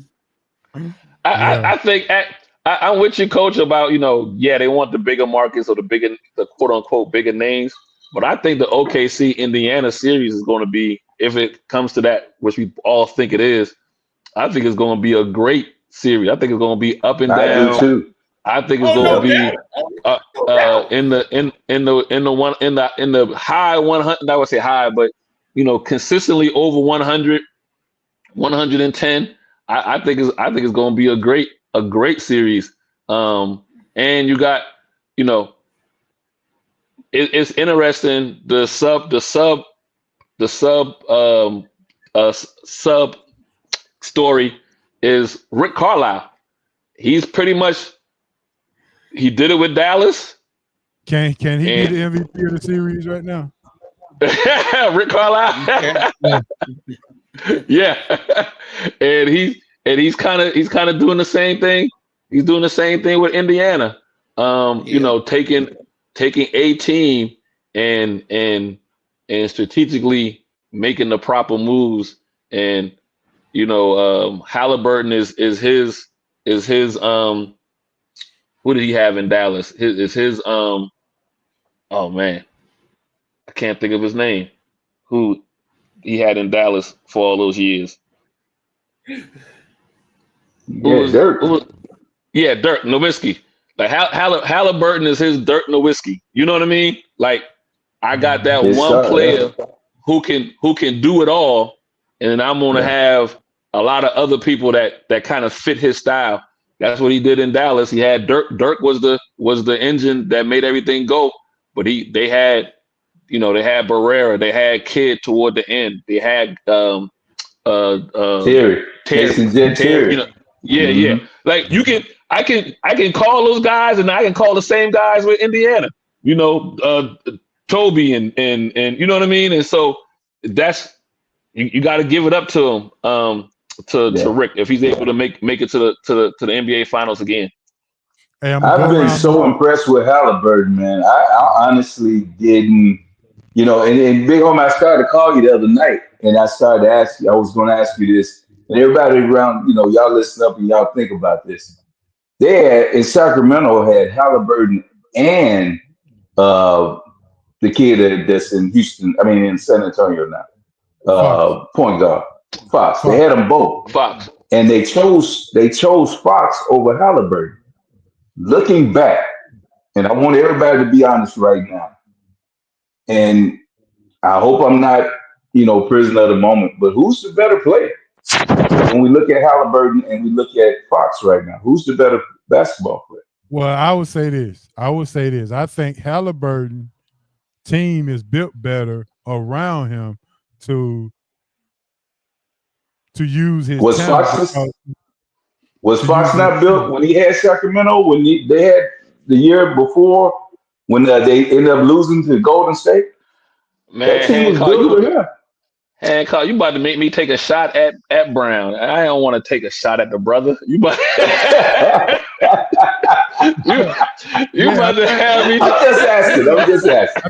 I think they just messed it up in Sacramento, but I think Halliburton has been proven that he has had the other pieces around him to make his talent look better, and they winning.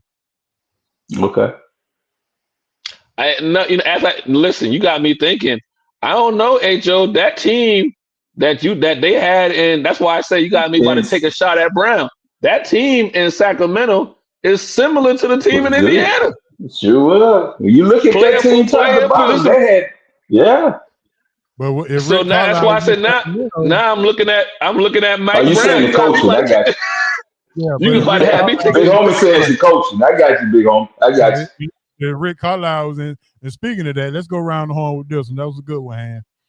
Which is more true? Halliburton is better than I actually thought, or Jalen Williams is a bona fide number 2?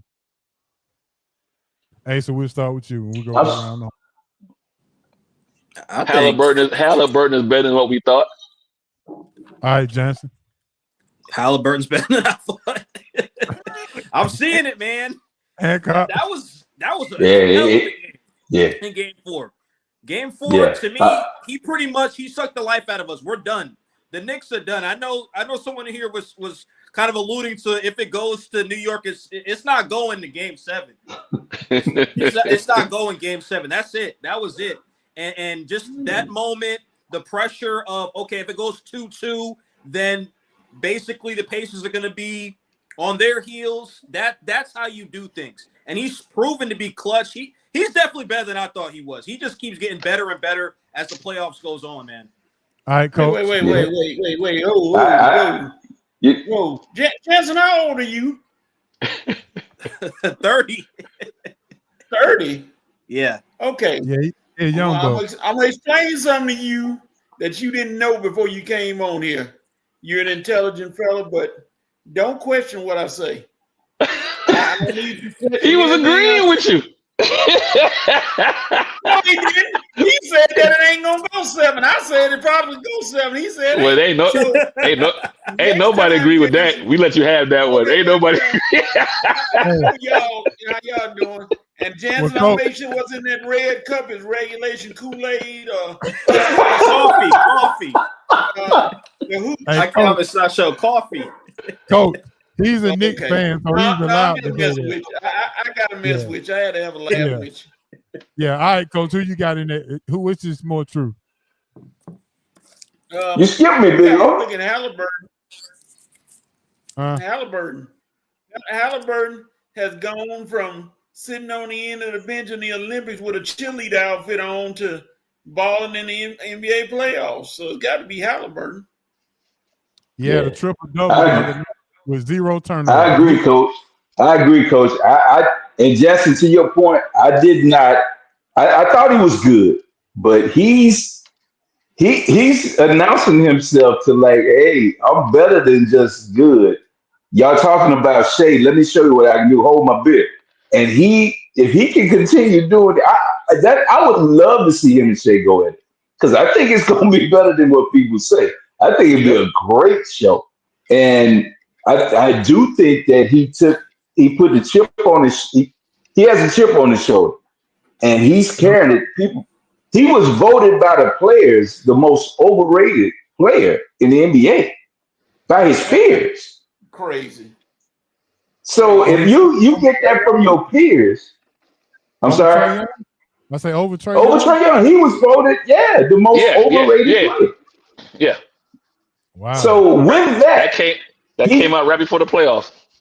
Yeah. So if he took that, and you could tell. And another thing, I got to give him credit for this. He stood up and said that his dad was wrong when his dad went and confronted Giannis on the court like that. And that to me, you never choose anybody over family, but at least he stood up and stood in the gap and said, we got to be better. My dad was wrong doing that, and he didn't cower from it, and he didn't let that affect anything that he's done on that court. He's taking his game to another level. So I got to give him all the props in the world, man. To me, we'll see if he continues on this trajectory, but right now, he on the way up, man. He better not win a title. I'll tell you that. He win a title. He's gonna be able to say everything. Well, he's doing what we wanted. He's doing what we want Ant to do. Yeah. All right, we're going around the horn again. What is the best attribute about Halliburton, about his game that you like? Asa. I'm gonna piggyback on what Hancock just said, he's kind of humble about it. He knows he's good. He got the chip on his shoulder, but he's still being able to stay level headed. So I think that's the best attribute when you're able to manage those emotions, right? I know it probably eats him up. He probably wants to say, you know what I mean? Look at me now, to all those folks who voted him underrated. Most overrated. Yeah. So, but he hasn't. You know what I mean? He's addressing it, but he's addressing it with his play. So I think that's his best attribute. All right, Johnson. I mean, he just has tremendous poise, man. Under pressure. That's the word. Yep, poise. When the Pacers need a bucket, he gets it, man, or he makes a play. The 0 turnovers, that's unheard of. Nobody's ever had a game like that. But I just think his poise is just on a different level. Like everyone in the room is saying, he's humble. And it just seems like when they need a play, he's calm, collective, and he delivers. Yeah. Yeah, the leadership, man, and the willingness to take the shot, to take the big shot, not coward, not worried about it. And it's the ease that he's playing with. I mean, you can see people tighten up or whatever, but I don't see that in him. That's the one thing that I give three of the stars that are still left. I don't see the tighten. Ant never tightens up. I love that about it. But Ant, to me, has a problem within his lineup, and that is that Julius Randle thinks that he belongs on that tier also. But when you look at the other players, you talked about Jalen Williams being the number 2. He knows he's the number 2. You understand what I'm saying? He knows it. He accepts it. He knows his role. He knows to take the reins and do other things when Shea is off the floor. But when Shea is on that floor, he gets in line. Julius Randle doesn't always get in line. And I think that to me takes a little away from Ant. When I look at Halliburton, when he's on that floor, yeah, Siakam is balling. Again, big homie, this is what I told you the Hawks should have won the gap. They should have won the gap Siakam. But that's a whole nother story. Yeah, you did. They know when Halliburton is running things and they get him the ball and he takes over. And they can trust that he's going to make the right play.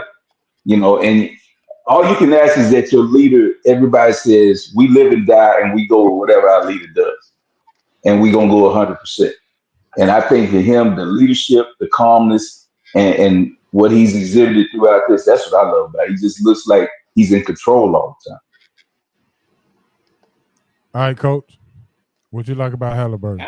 Halliburton is just a little, he got a little cockiness to him, a little edge to him, like, hey, put the ball in my hands. I ain't in this game. And you don't say it, he just show it. You don't see his face get that worried look. He just go out there and he pull up with a shot like, hey, if I make it, I make it. If I miss, I miss. So what? I'm going to see if I can do it. And then when he hit it, he look at him like, y'all can't stop me. When y'all going to stop me? Nobody you put on me can stop me. So he got a trigger now. He got a slight little assassin mentality where he just take over the game and start shooting and don't stop until the game over and they win. Mm-hmm. You know what I like about him is his ability to manipulate within the game. You don't know if he's going to drive, whether he's going to shoot, whether he's going to drive and kick out, or just get to the hole and get fouled. I mean, he don't have the prettiest jump shot, but at the same time, it's like he manipulates the game so easy. It's like he is 2 and 3 steps ahead of everybody.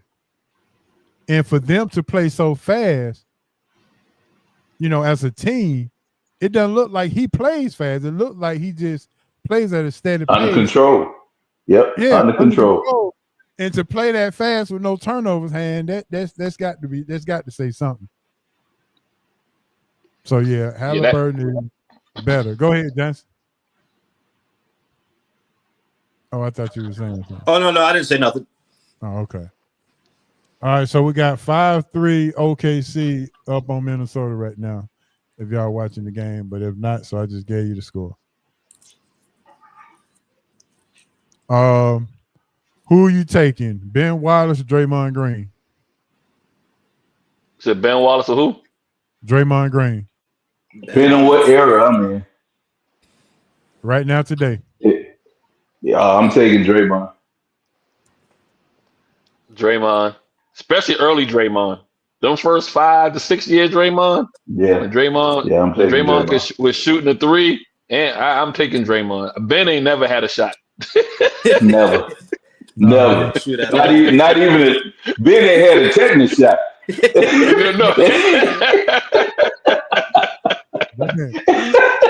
A shot of whiskey, nothing. He ain't got nothing like a shot. Coach, who you taking, Coach? Ben Wallace. You taking I don't Ben? like Draymond. Draymond. Nobody really challenged Draymond. If anybody can notice, Poole, he had a chance. He didn't do it. Nobody really getting up at Draymond's face. Hey, dude, what you gonna do? Just what you gonna do. You talk all that noise. What you gonna do? Everybody been letting Draymond talk and run his mouth and do all this other stuff, and ain't nobody really challenge him. I want somebody to challenge Draymond just to see actually if he gonna put up or shut up. You can do that with Jordan Poole, one hitter quitter Poole. So you know. In this era, you see what a big burly rebounder does, and that's what I'm talking about with Mitchell. He's limited. You got to be able to be part of the offense. And yeah, Draymond can't shoot, but he knows how to play on the offense. He gets other people involved. Gets the ball in the right spot. He's like a virus in the middle of a defense. He knows how to do dribble handoffs, everything. Ben would have to learn a whole different ball game to play in this era. And I don't think, like I said, in that old school era where the three is not prevalent and all that, yeah, I'm taking Ben because he reckons shot. But in this era, he on the bench. It's gonna be a problem. He can't play. All right, who's the trade working out for the best? Carl Anthony Towns, Julius Randle. Oh man, that's a tough one. Even Steven, man. Even Steven, especially they both gonna be going home at the same About time. the same. They both gonna be going home at the same time. It's a push. I think it's a push. Oh, Randall's going home tonight. Okay. He's going home first, technically. Even Steven. I wonder in history. I can't think in history in any sport where it's been like a team traded players and you can say, you know what, no one won the trade. They both got what they wanted. I agree. Yep, I agree. And I honestly, Asa, when this was made, I think I talked to Big Homie about it. I didn't understand Minnesota's logic for taking Randle. Remember I told you the Big, I didn't see it at all. And I think for most of the year, at least half of the year, I was looking like I was right about it. But he turned it up and played so well down in when they got back in contention and made this push to get in the playoffs. I think it turned and made it look like, okay, this is a good trade. But is it enough going forward? I'm not sure. I think that I guess it's been exposed a little bit playing against OKC, but OKC could expose. It could expose a lot of people. So you can't really. I can't really knock it. Yeah, I have to still give it that they both won this trade. It was a good trade for both teams. All right, so the last thing on the roundtable discussion, start from the top to bottom. Go ahead and rank the four big guys in the NBA that's playing right now. Shea, Ant-Man, Bronson, and Halliburton. Go ahead, Asa, you first. Oh man, Halliburton 1, SGA 2, Brunson 3, Ant-Man 4. Okay. Jansen.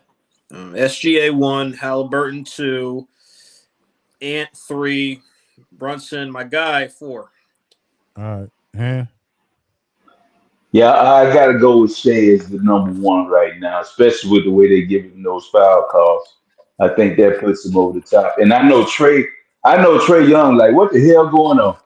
Y'all basically changed the rules for him, and they allowed him to get all these foul calls. When I was doing it, you tripped out. It don't make sense. But anyway, that's a whole nother story. I'm gonna go with Shea. Man, that number 2, I gotta go Halliburton with the way he's done right now. I'm going at 3. And the only reason, like I said, I have to put Brunson 4 is because it's so hard for him to get his shot. It takes so much. And that, it sounds funny I'm saying that because he can go out and get you 27 in that night. Don't get me wrong, 27 to 30, you seem like you can pretty much pencil it in when he playing. But it's a hard 27. You know what I mean? It's a hard 27. Yeah. And that's why I put him 4. Okay. That's the reason why I got him 3 though. And I got him 3 because at least he's getting a 27. And yeah, he gonna get you you 40 and get you 41 night, and the next night get you 15. Like yeah, that's crazy. That is true. You got to cut that out. All right, Yeah, Coach. that is true. Are you talking about on the court or kids? No, damn! Why you gonna call a man baby maker like that? SGA, Halliburton, Brunson, Ant-Man barely in last, but Ant-Man gonna rectify that tonight. It ain't looking good right now. It's early. It's early. Give him time. All right, so I think Coach, you was here, and Asa, Jansen, and Hancock. This is for you. I got a sports question. Give me your top 3 signature basketball moves. Oh, the Tim Hardaway crossover, the Dream Shake, the Jordan fadeaway, the hard step back, the Smitty ghost move. Who else I had in there, Coach? the Kareem Skyhook. And the Kareem Skyhook. Wow. So give me your top 3 out of those. Can I add one? Can I add one? Yeah, what you All got? Right. So I'm gonna go with I'm sorry, and the Ginobili Euro. Ooh. All right. You kind of went where I was going with the one I was going to add. I wasn't gonna go there. I was gonna go with Dirt and the Whiskey's One Leg. Okay. Go ahead. One leg fadeaway. So no particular order, but I'm gonna go Dirt and the Whiskey's One Leg fadeaway. I'm gonna go Tim Hardaway's crossover. And 3 is Elijah Wan's shake. The Dream Shake. Yeah. All right, Jansen. I think you was old enough you don't old enough to see the Skyhook, but you're old enough to see the Dream Shake, I think. You know what? Yeah, they both still on my list. I got Kareem, the Dream Shake, and then Harden step back. I love Harden, man. Okay. All right, Han, what you got? I gotta go Cap. I'm going Skyhook. I gotta go with, to me, the best player of all time, Michael Jordan. The fadeaway. And Dream Shake is awesome. Killer crossover. Tim was nice. Dirk's one leg. Man, that's tough. And I just love the Smitty because can't nobody do it like Smitty. Yeah, can't nobody do it like Smitty. I gotta go. I guess I'm gonna have to say Dream Shake, man. I go with Dream Shake because that thing was awful, man. You couldn't do nothing with it. But I can't take Harden because the way in Harden we going to the car. That was a travel. Well, everywhere I went, you gonna get shot. They didn't got a 0 step and gather step. Somebody was going to the morgue if that was happening in Memphis in the park. I'm sorry. It wasn't gonna happen. That was not happening. I'm sorry. So 0 step. What was that movie with Wesley Snipes and White Man Can't Jump? He can't jump. Oh boy said I'll be right back. My man said, I'll be right back. You know that was Marcus Johnson. You know that was Marcus Johnson, right? Yeah. Yeah. Yeah. Oh man. I'm trying to get up out of here, but it's SRT fun bag time. All right, Coach, I know you ready. All right, the first question. The first question is this, and we're gonna keep going around the horn. Back in the day when you played on the playground, what are you doing on the playground, or what are you doing, or what are you playing on the playground in the neighborhood?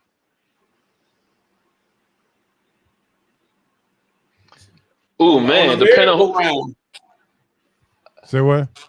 On the merry-go-round, you got to get that thrill at least once in your life when you're young. All right, the merry-go-round. What you got, Asa?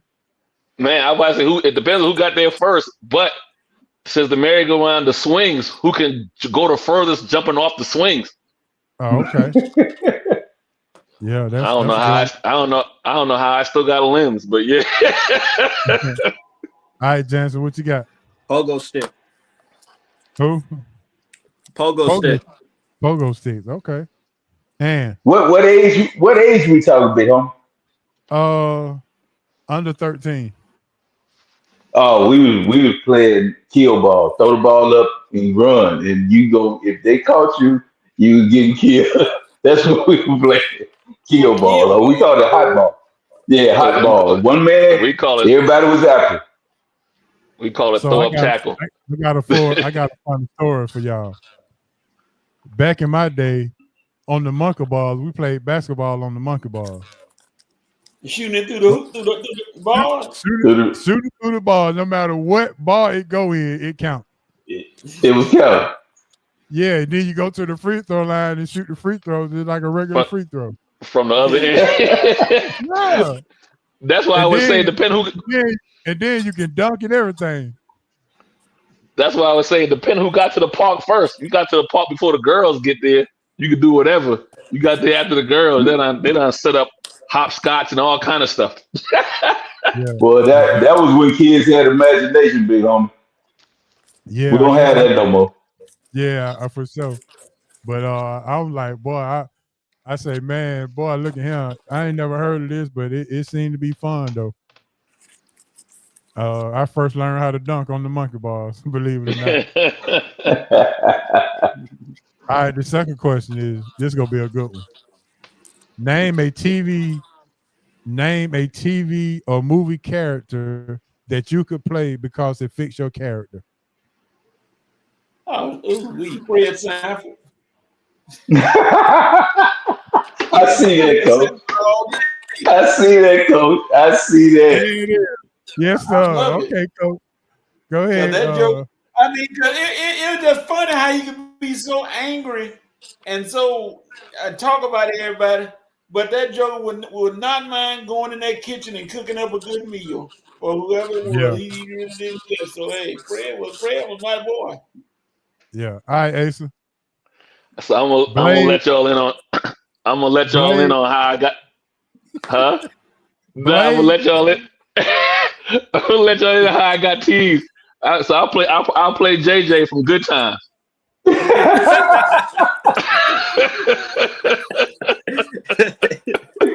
I thought you were finna be Nino Brown. I got a couple of them, but I will. You know what I mean. That was one that I got teased about. You know what I mean. So yeah, JJ from Good Times growing up. All right, Jansen. Is it the weekend? My bad. No. I was gonna say William off Girlfriends. Okay. Okay, yeah. Hey, I ain't mad at that one. All them girls He had a choice. Yes, sir. All right, man. What you got? Dang, big homie. I'm trying to think what. I don't know, from no sitcom or nothing. No movie? You can be G Money. Yeah, that'll work. I take G Money. Got them Stacey Adams. Stacey Adams slacks on the court. No shirt. Hey, with the page on the side. Yeah. You can't go backwards. Yeah, I take you, buddy. And I mean raining jumpers too. Yes, if I let my hair grow out, I can play the Fresh Prince of Bel-Air. There you go. All right. Yeah, I can play the Fresh Prince of Bel-Air. Somebody said Lola Bunny on the in the chat. HO. Yeah, I saw that. Lola Bunny, all right now. All right. All right, this is gonna be a good one. Would you want 6 months free rent or mortgage, or 1 year of food stamps or a food card at $3.50 every month? Ooh. God, this must not be in the Trump era. you about 6 months late on this one.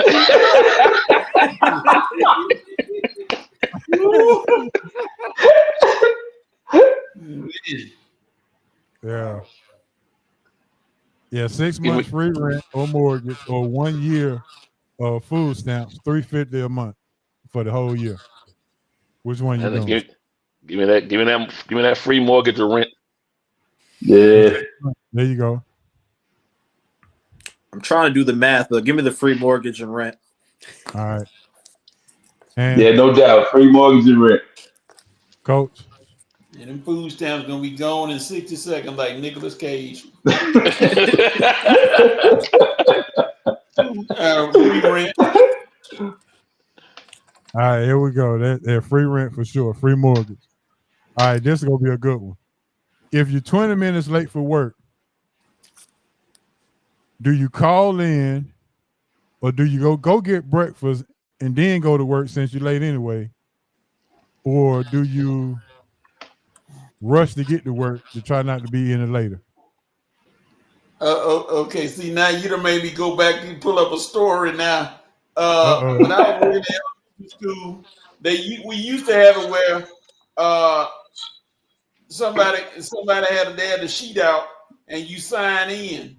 So what we did was, if somebody was late, that's a designated breakfast pickup person. So somebody gonna sign in, and they supposed to be there at 7:30. They signed it at 7:25, and I had it made because I was in the gym. I talked to Jim, and I had a side door to go in, so they couldn't see me coming. So I'd always, if I'm late, I'm gonna go in my side door, and I'm get a student. Hey, tell your teacher to send for your breakfast. Got breakfast down here. Tell them to send for it. I got all of them right here, and it was Miss Winters too. There it is. Hey, so what you got? What you doing? Oh man, if I'm 20 minutes late, you might as well go ahead and say I'm 40 minutes late. I'm gonna get all my lateness in. I'm stopping, picking up breakfast. I ain't rushing. I'm soaking it all in. Johnson, if you late, might as well go get that breakfast. So I'm getting that breakfast. I'm taking my time. There you go. Man. Yeah, ain't no degree of late. It's late is late. So you might as well go ahead. Yeah. Do it right. Yeah, you're gonna do it. Do it right. You gonna do it right. Say like doing wrong the right way, huh? Do it on the right way. Get it in. I mean, how are they gonna punish you either way? You already late, so that, like I said, just don't make the late worthwhile. And then while you're at it, bring the boss some breakfast too. Boss out late. There you go. There you go. Yeah, I want to surprise you, boss.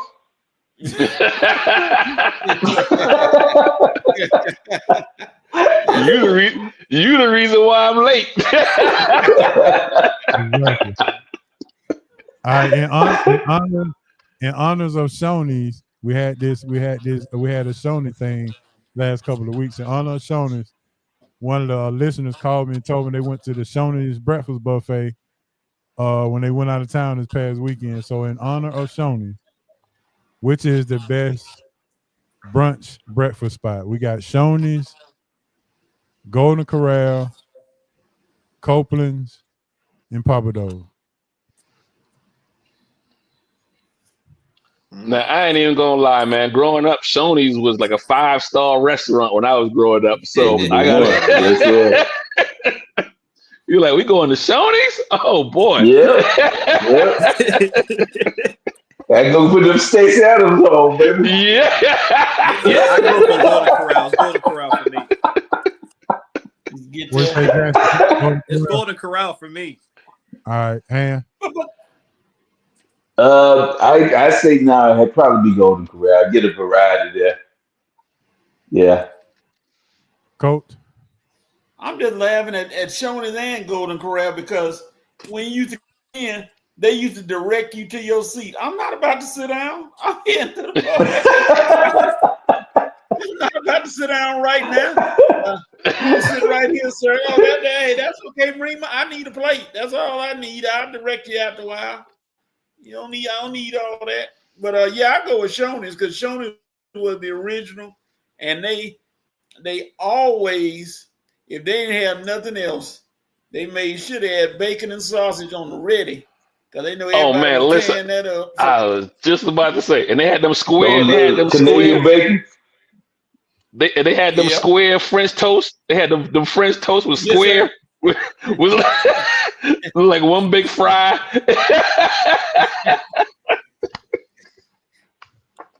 Shoney's for the nostalgia, H.O. Shoney's. All the other ones are good, but the nostalgia is Shoney's. Even in the chat, Shoney's. Maybe that's what Minnesota need because they down 26-9. Oh, game over. Yeah, it's a problem. It's a problem. This not looking good. It ain't looking good at all. They got to do a shakeup. Maybe Minnesota. Maybe they can flip flop. Bring Cat back and send Gobert to New York. Yeah.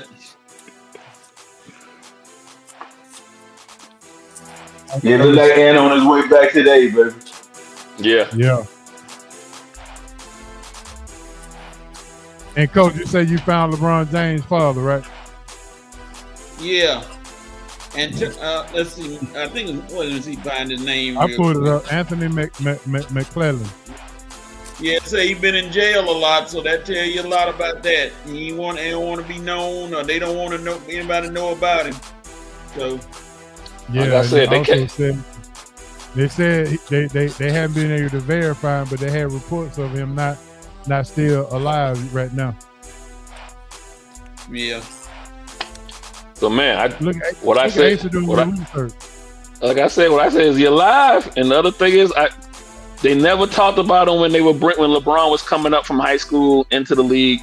That never was a topic, other than an absent father, or whatever. But they didn't go into any of that, and so that's strategic. You know what I mean? And so, and I'm not saying they were wrong for doing it, but it never came up.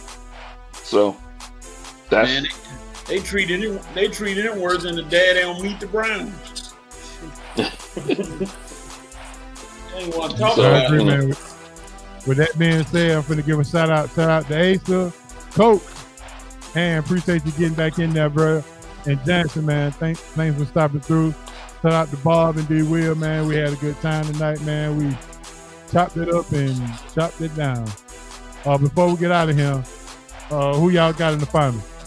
Asa, you go first. Indiana and Oklahoma. Johnson. Yep, Pacers Thunder, man.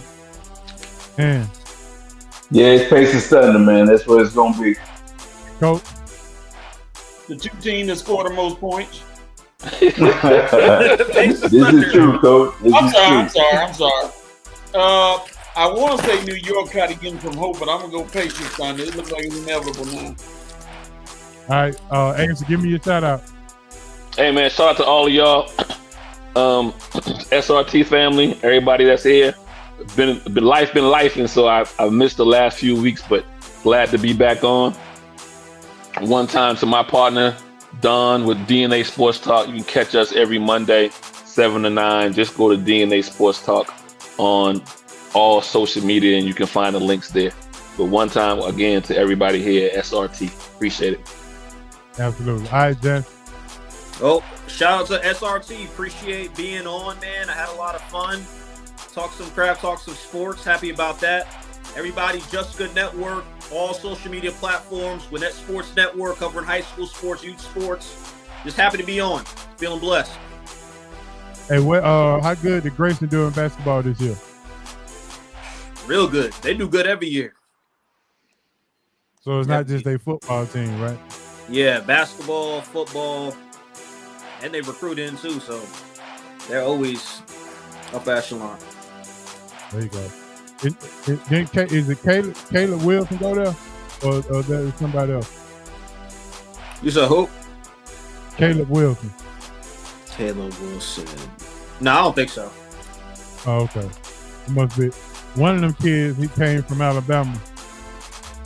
They goes to Grayson now. Okay. It's Caleb somebody. I can't remember. All right, Han, give me a shout out.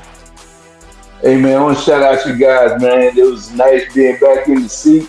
But to me, man, there's only one shout out, and that's to my pops right now, man. I'm still beaming. Coach Roosevelt Hancock, shout out. Congratulations again on the street being named after you. I can't wait till June 28th when they do the unveiling. It's going to be a big time in Memphis, man, at my high school. So, hey, man, shout out to Roosevelt Hancock, my pops, man. That's it. So, Yes, all right, sir. Coach. Yeah, I second that. Shout out to your dad for honor. That's an honor beyond. So, hey, that shows he did something in that city and in the community, and big ups to him. Shout out to everybody. Jen, next time you come on, since you the youngest, bring dinner. I got you, man. I got you.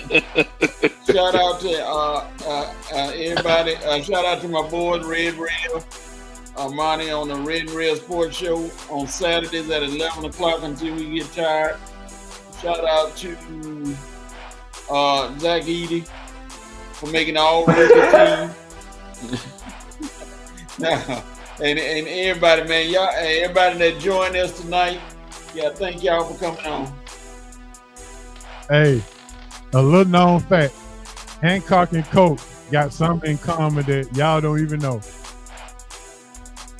What's that? Y'all got Patrick in y'all name. Okay. Coach, you a good dude. Well, I'll be a good dude until I had to go to Big Easy Grill.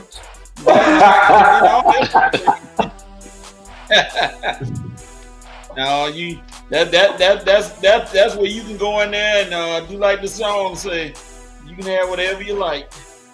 My man. So, all right, Coach, let us know when you get well, man, so we can make that trip to Big Easy.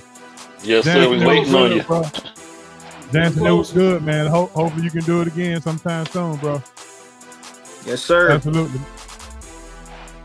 Asa, I'm glad you got your ride back, and thanks for pulling through. Oh, yeah, man. Life's been lifing, man. I'm here. Yes, sir, for sure.